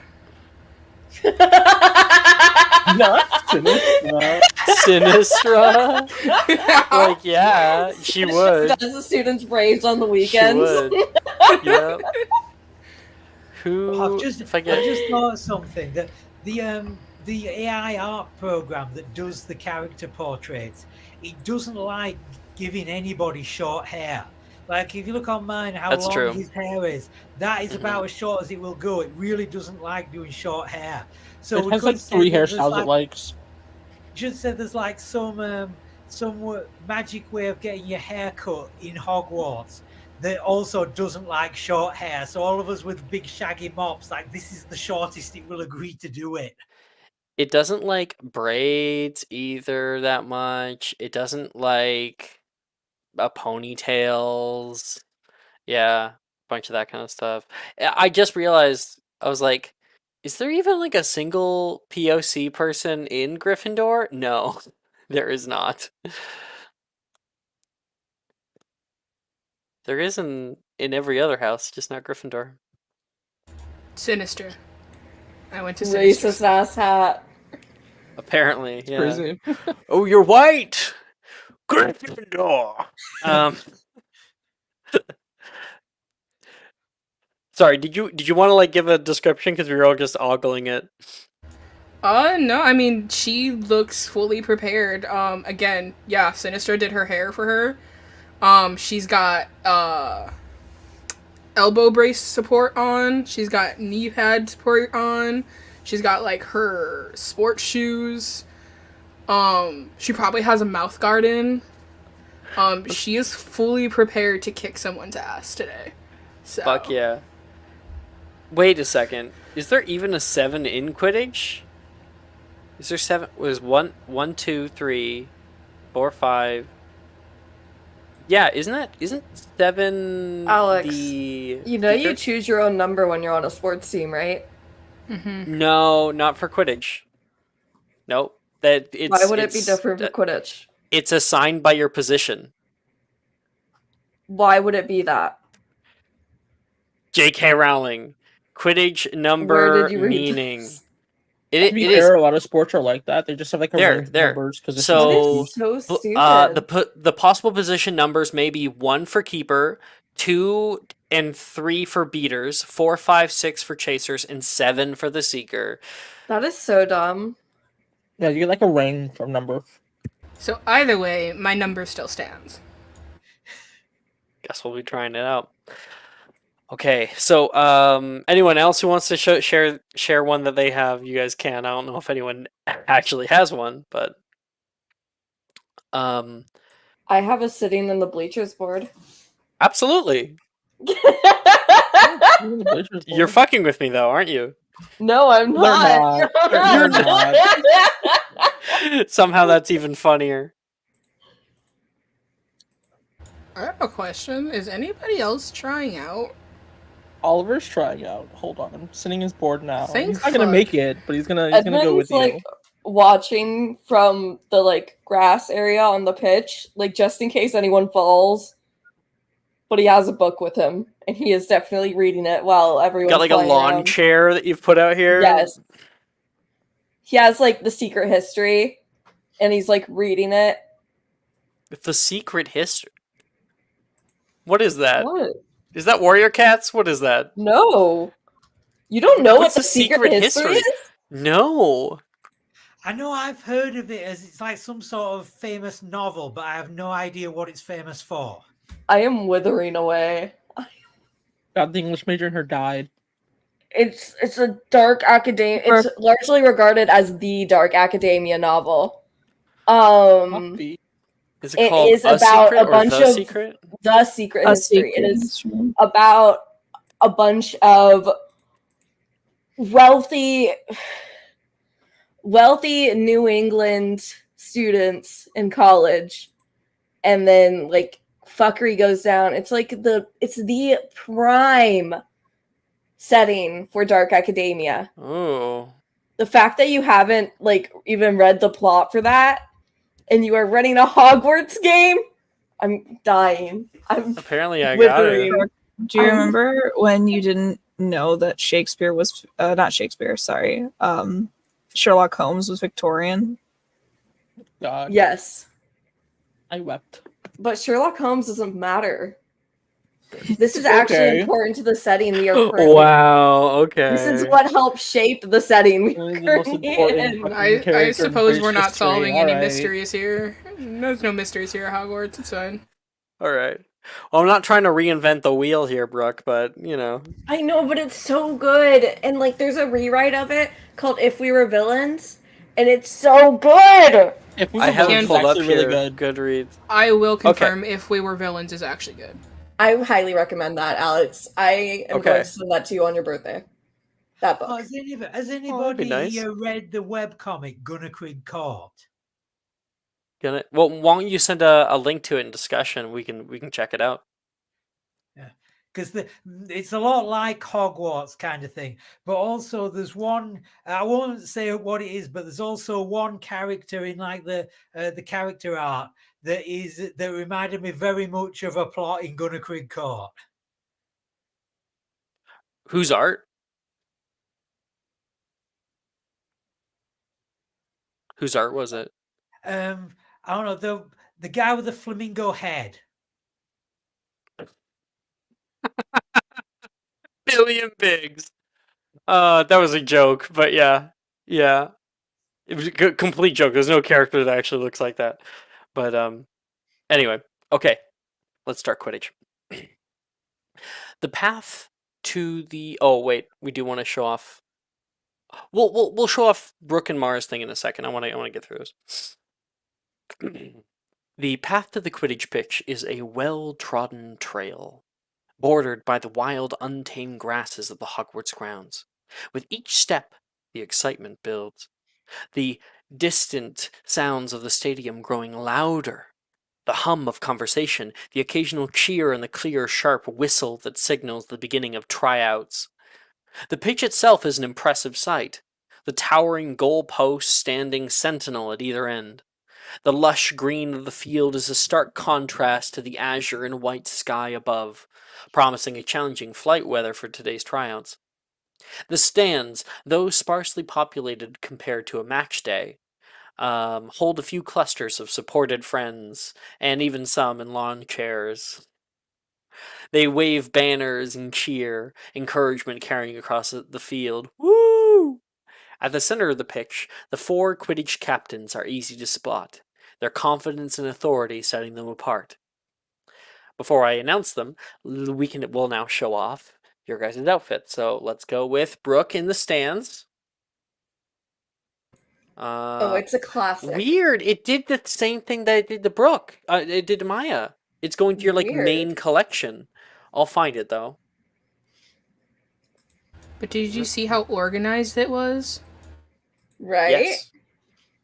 Which link are you Sweep clicking? over. The top one.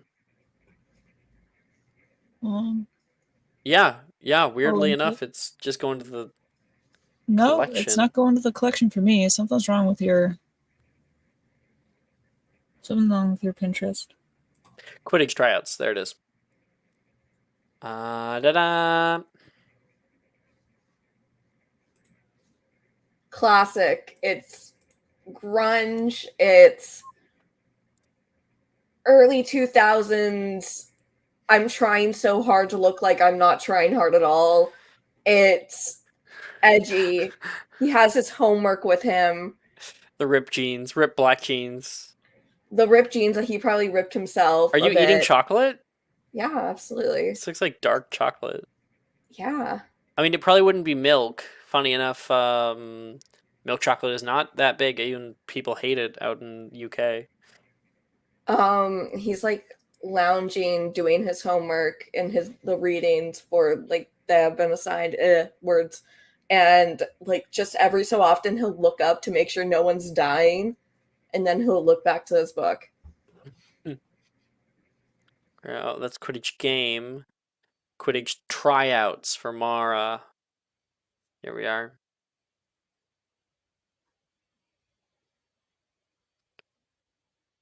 This man has no idea about anything. He was like talking to Nate, and they were like, "Yeah, no, this is what you wear." The fucking hair.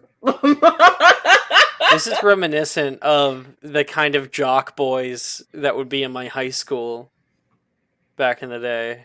It's giving a middle schooler who is out in like 20 degrees weather with shorts. Then. Yeah. Yup. Snow coming down. Just out there. No, I'm not cold, dude. I'm not cold. I don't get cold easy. I'm so happy that body spray. He put on so much before leaving the locker room. Oh boy. He walks past Edmund and Edmund like gags a little bit. Okay, so now that we've shared all that, there it is. There's the Gryffindor captain, Liam Redmayne, with his trademark easy grin and fiery hair. Beside him stands the Slytherin captain, Celia Voss, her posture straight as an arrow, her eyes sharp and assessing. Representing Ravenclaw is a strategic-minded Tobias Crangshaw, his hand holding a clipboard and idly spinning a quill between his fingers. And for Hufflepuff, there's the ever-cheerful Eliza Barrow, whose wide grin seems to brighten the cloudy day. Liam steps forward, his voice carrying over the pitch. "Thank you all for coming out today," he begins, his eyes sweeping over the hopeful faces here. "We got 4 tryouts lined up, one for each position on the team. Each tryout will be overseen by a different captain, and while you're welcome to sign up for all of them, bear in mind that success is not guaranteed."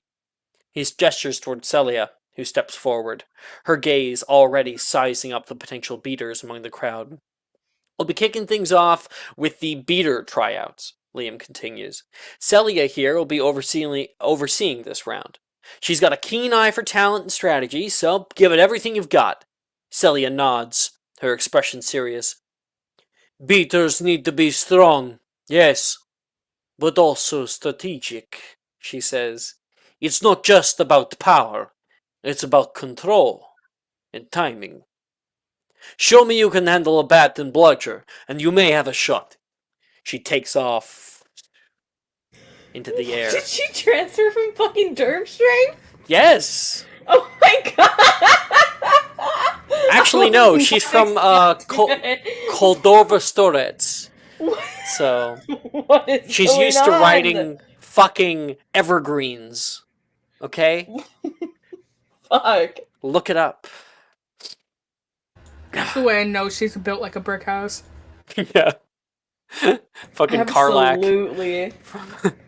Yeah, fuck. Mhm. All right. So let's see here. Who is trying out for beater tryouts? Tony will Trying have out. to go. I'm trying out. for Tony's everything. in. Oh, you're gonna be there for everything, Abria? Yeah, I'm trying out for everything just to see what sticks. Okay, Yeah, Anybody else? I'll do everything. I'll do everything Oliver's as there. well. you got it. Oliver's there. Okay. And then Edmund and Dez, you guys are hanging out on the side, right? Take it as a yes. Okay. Under the watchful eye of Slytherin Captain Celia Voss, wooden targets begin to hover in midair, scattered strategically across the field. With a flick of Celia's wand, the bludgers are released. Many more than would be in a usual game, buzzing around the air like iron hornets seeking prey. The would-be beaters are handed their bats, the wood feeling almost alive with potential. You guys are all hovering high up in the pitch here. Remember, it's not just about brute force, Celia reminds them, her voice carrying on the wind. It's about precision, timing. Destroy the targets and show me your control. The air fills with the sound of whooshing bats. As the thrill of the chase starts and bludgers hurtle out of control, ready to be directed toward their prey. Hit hard, she says. And all of you guys take off.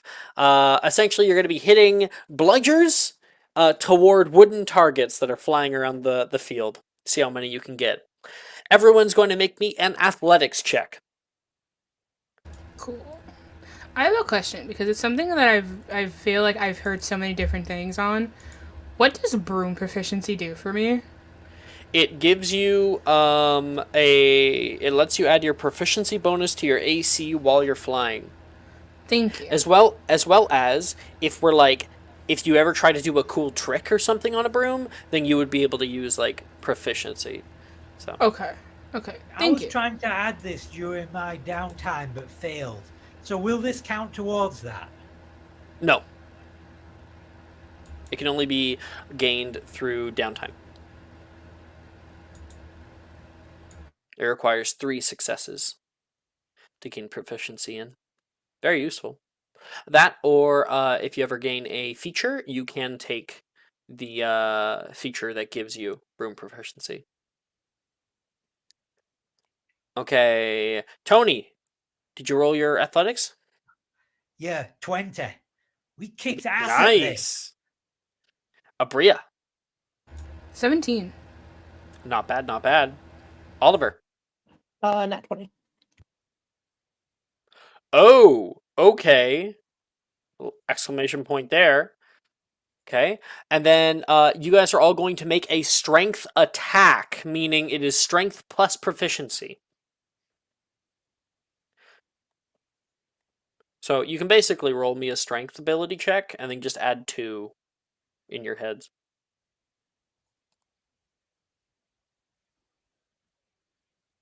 Mental math? What am I, Alex? A Neanderthal? Please, somebody. Then we sucked at this. Someone. New day. Maya, Holy Maya, shit. Maya, take my subscriber. You're my Alex, favorite. Thank you. Love you. It is not a new day. Oh! Someone please.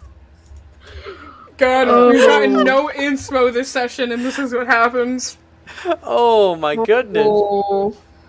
Gotten no inspo. We were going so well, guys. I don't know. Oh man. I Okay, just gotta walk Tony, we away. got a. There's a bunch of other positions. You got a 5, right?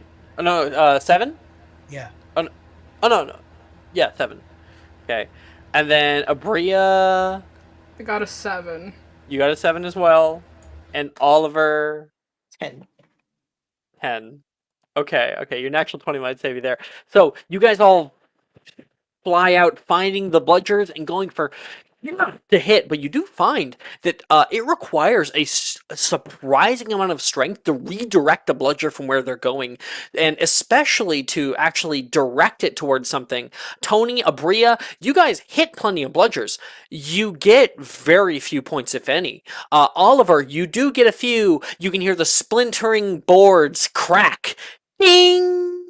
And then nearby you can hear the high-pitched whir of a broom shoot over top of you, and you can hear a big war cry, and then ding, ding, ding. You see a bludger carve through 3 targets in one go, and Ernicia's there. Yes! Ernicia did really well in Slytherin. As well as Sam, who will not be upstaged. She also seemingly does pretty well getting targets left and right. Whew. Okay. That is beater tryouts. Next is chaser tryouts. So I think Tony and Abria are going to be in all of them. Oliver, are you in this one? Yeah, he's gonna do all except for Seeker. You got it. Mm-hmm. Maybe I'll. Yeah, that would be good. And just Okay. as Tony hands the club back, he says, "We could have used these in the greenhouse earlier today."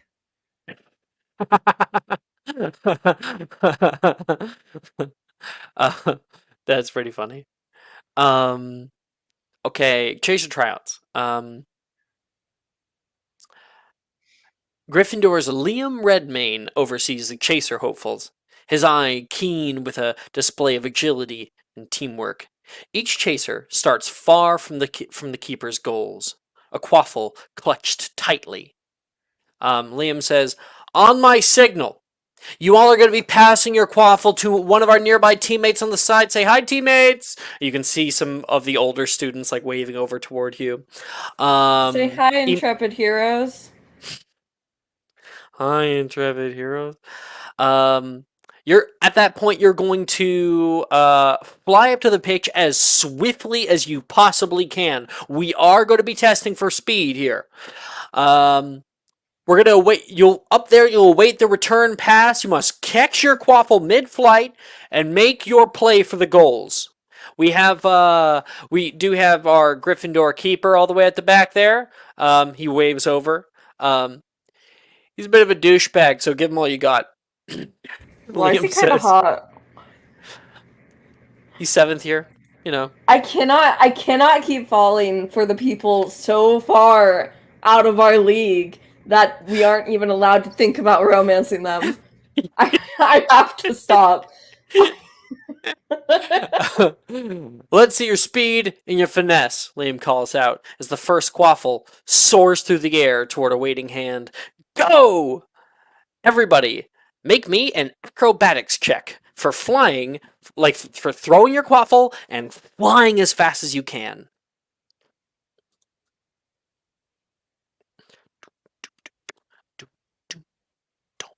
Mara?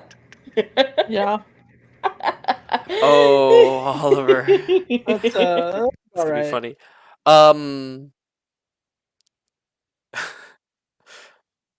Edmund, can I get a con save, please? Abria. Dear God. This is the last one. Fucking God. You fucked it up. Stop it. Don't get me. Abria's a 20. No! Tony, also a 20. Brooke, I'll pay you back. Take a subscriber. Thank you. Thank you. No! Oh, no! I can't humiliate No! myself in front Don't of take this from me, Robin. Maya. I Don't can't take this humiliate from me. myself. Down. I ever said no. I ever said they have a story to tell, so. Okay. So we got Tony with a 20, Abria with a 20, Oliver with a natural 1. So the alarm goes, and everybody takes off. Tony and Abria shoot past. Delilah's keeping up with the two of you, and then Oliver, you're like, yeah. Your broom doesn't go. Come on. And then from further down on the pitch, you can hear 1 second. No.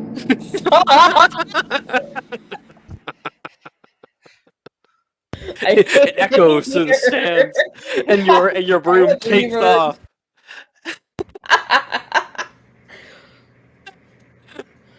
Wilfred's like, Can I see Wilfred in the stands? what's your passive Possibly. perception? It's an What's your 11, passive? but I do have that hearing thing. If he's yelling or anything. Make me a perception check at advantage.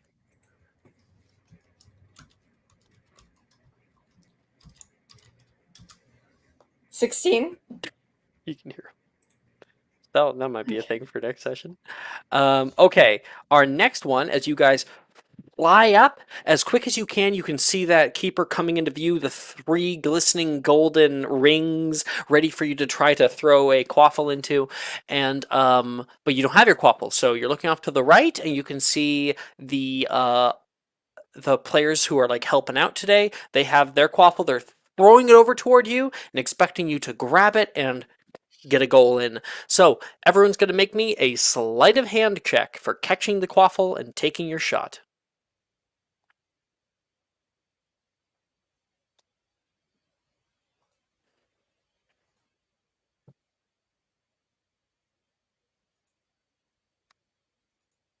Alex, would you be open to having a player be the Quidditch announcer? I'd be Fuck open to yeah. it. I would love to take that position this game. Thank you. Oh. How many are you gonna get this session, Maya? I am begging somebody, for the love of God. I don't even... Faith? Faith, are you still here? Please. You can have mine. Thank you. Love wins. Die tonight, that's on you. The power of lesbians. The duality of man. Okay, Gay so rights. Bria with a dirty 20 and a natural 20. Thank you. Gay Wow, rights. that's gonna be amazing. Tony got 20 initially and got a 13 on the sleight of hand check. Not bad. Oliver got an actual 1 and a 14.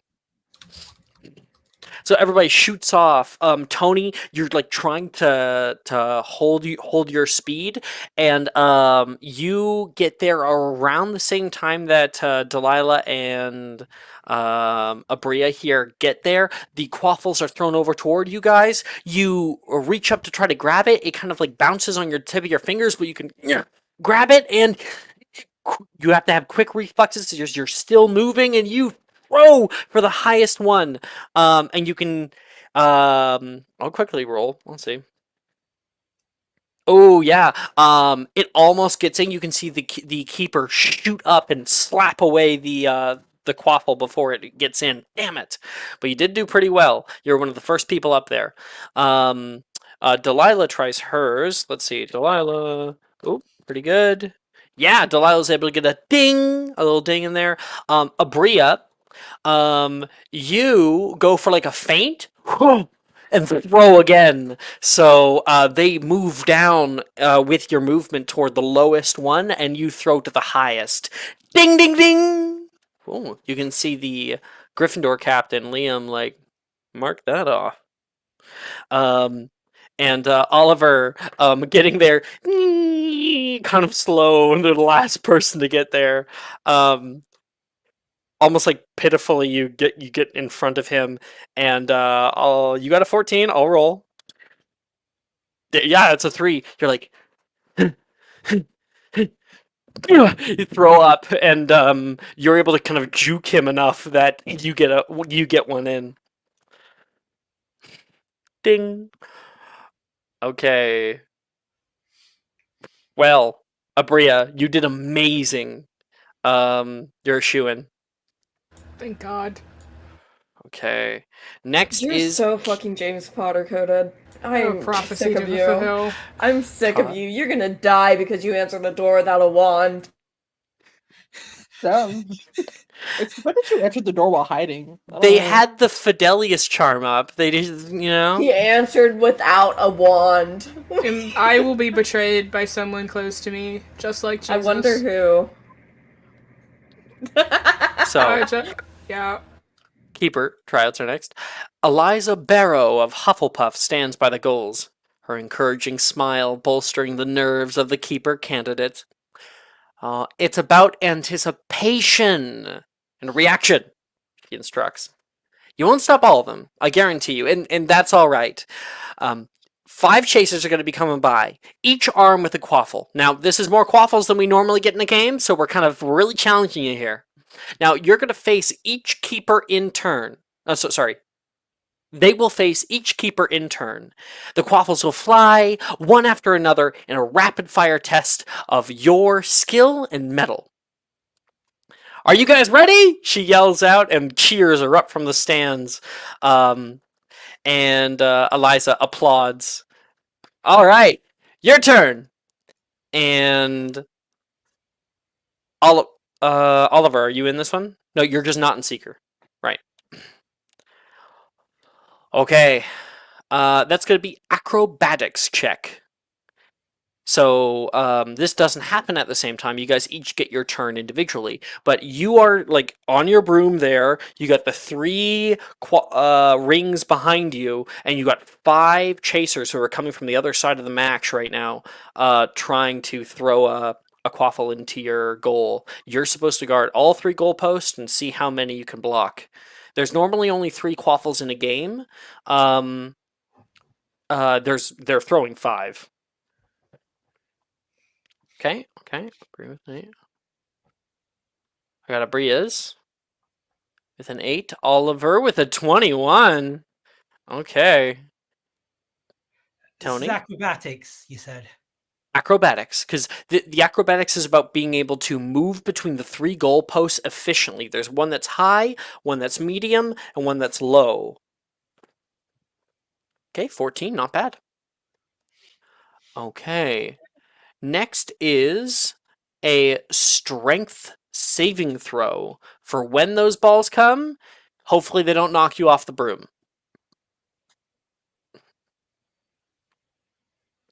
Be perfect for Abria to roll low now. Tony with a 10. Ooh, okay. Abria with a 14. Okay. And Oliver with an 18. Solid. Okay, so Abria goes first.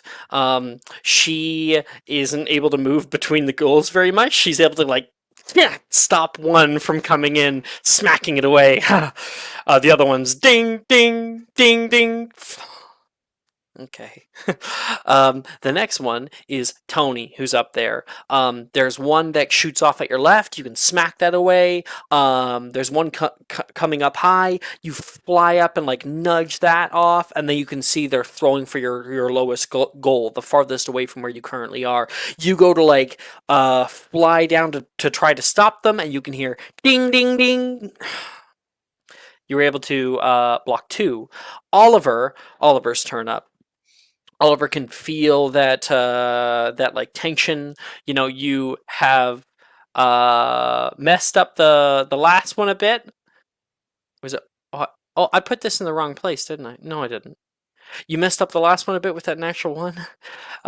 Hopefully, you don't have any broom problems this time. So you are determined. You need to get this. They are throwing off quaffles, and you can see one up high. You kind of headbutt that one away, and then kick another one incoming. You can see one lower. The only thing that you can possibly think to do to get there in time is to literally like hop off your broom. You're like holding onto it there and you kick the last one that's lowest. There's two more still coming, and you kind of like get a full on like hip thrust and swing your broom around like some kind of bat. You swat away the remaining two. Ding ding. And then you swat away the one of the remaining two, and the last one ding gets in. You got 4 out of 5. Very good. You get off that feeling more confident about your abilities. Okay, all we have left is Seeker tryouts. So we only have Abria and Tony who are trying out for those, right? Yeah, we're sitting it out. Okay.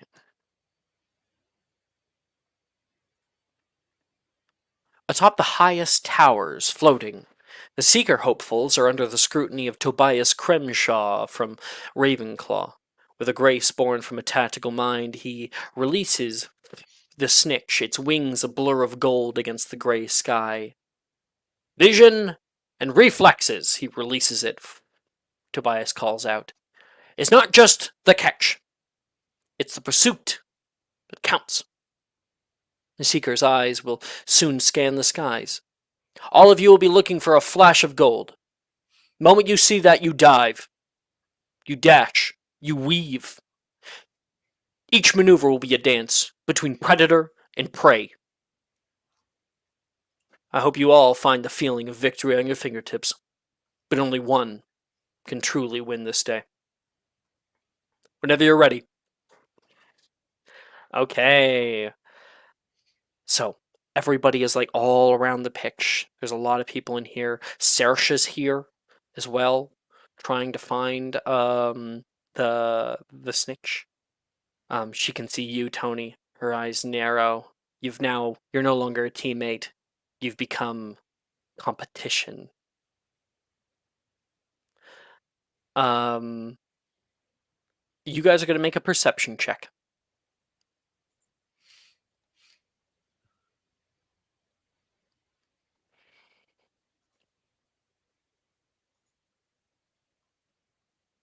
Oh fuck. Now is the time for that, Tony. Now is the fucking time. 14. Okay. So we got 14 for Abria and a natural 20 for Tony. All right. Abria got hers. Everybody is up there in the stands, all staring off. Abria did not get high enough to actually move on to the next thing unless Tony and Saoirse both fail. But Tony, you're scanning the stands, trying to see something. You can hear people cheering below, but try to remain focused. Focus. Focus. There's a glint of gold. You reactively shoot out toward it, and you can see. I'll roll for Saoirse. Ooh, okay. Actually, she didn't roll that well either. So her and Abria will kind of move together. So you shoot out first. People are like, "Where the fuck is Tony?" Oh shit! And Abria and Saoirse go flying out behind, but they're a little. They have trailed a bit behind because you were so quick. Let's roll an acrobatics check now. This is for being quick on your broom.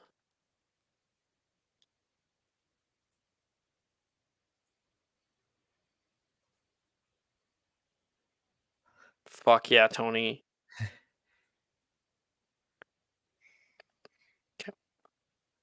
Abria, it is hard to keep up. There is a high wind coming in from the west. You like quickly put on your goggles, and that takes a second. You try to take off. You can see them already curling around the way. I'll roll for Saoirse here. Yep, she's keeping up. Tony, she is gaining on you steadily right now. She's like kind of right behind you. You can see the snitch having come closer and closer into view. This one has been specifically like slowed just a little bit, so that we'll actually catch it, in the next few minutes. You can see this thing flying and like erratically making odd movements. It coils around a tower, goes through it and down toward the pitch where Edmund and Desdemona are sitting. You shoot past them, and so does Saoirse. And our final one is when you're there, it's starting to kind of mellow out there, and you release with one hand your broom, trying to see if you can grab it. Make me a sleight of hand check. You've already done amazing so far. Even if you fuck this up, it's still pretty good.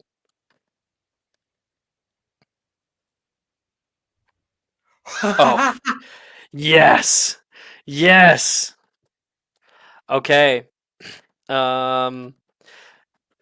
Saoirse, like, trying to, like, grab onto you, but you're already there. You, like, a big smile comes out from Tony. And at the edges of your fingertips, you clasp your hand down upon a cold but bright golden snitch. You hold that high in the sky, and everybody can see it glow brightly from the light around. There is cheering all around you. Woo! You did it. You actually did it. And that is the end of tryouts. I'm gonna turn off my little music here. At the end of tryouts, everybody crowds around like an old board, and they pin up the offers. So basically, they offer positions to people.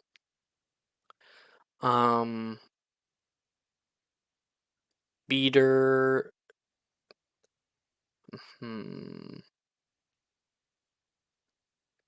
For beaters, Oliver is offered reserve beater.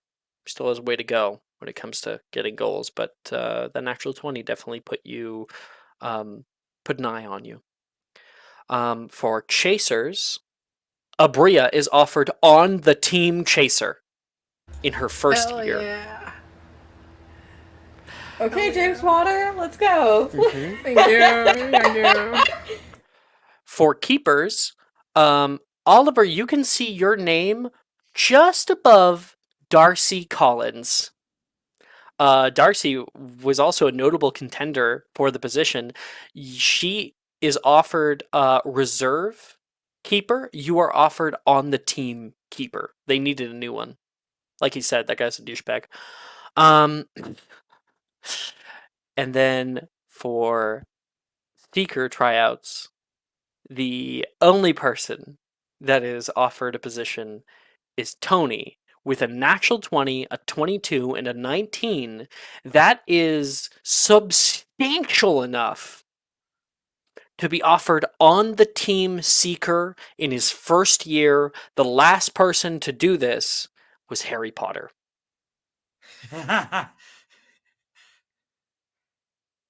So congratulations, Tony. Oliver, which one are you taking? You were offered two. What two were you offered? I'm sorry, I missed the first one. You were offered reserve beater and on the team keeper. I'll take keeper. All right. Wonderful. Actually, I'll take beater. You'll take beater? Okay, Yeah. that's just fine. With all of that out of the way, I thank everybody for playing for today, getting through Quidditch tryouts here, and I will see everybody next week for the start of the new year. More downtime. Everybody gains downtime again. Yep.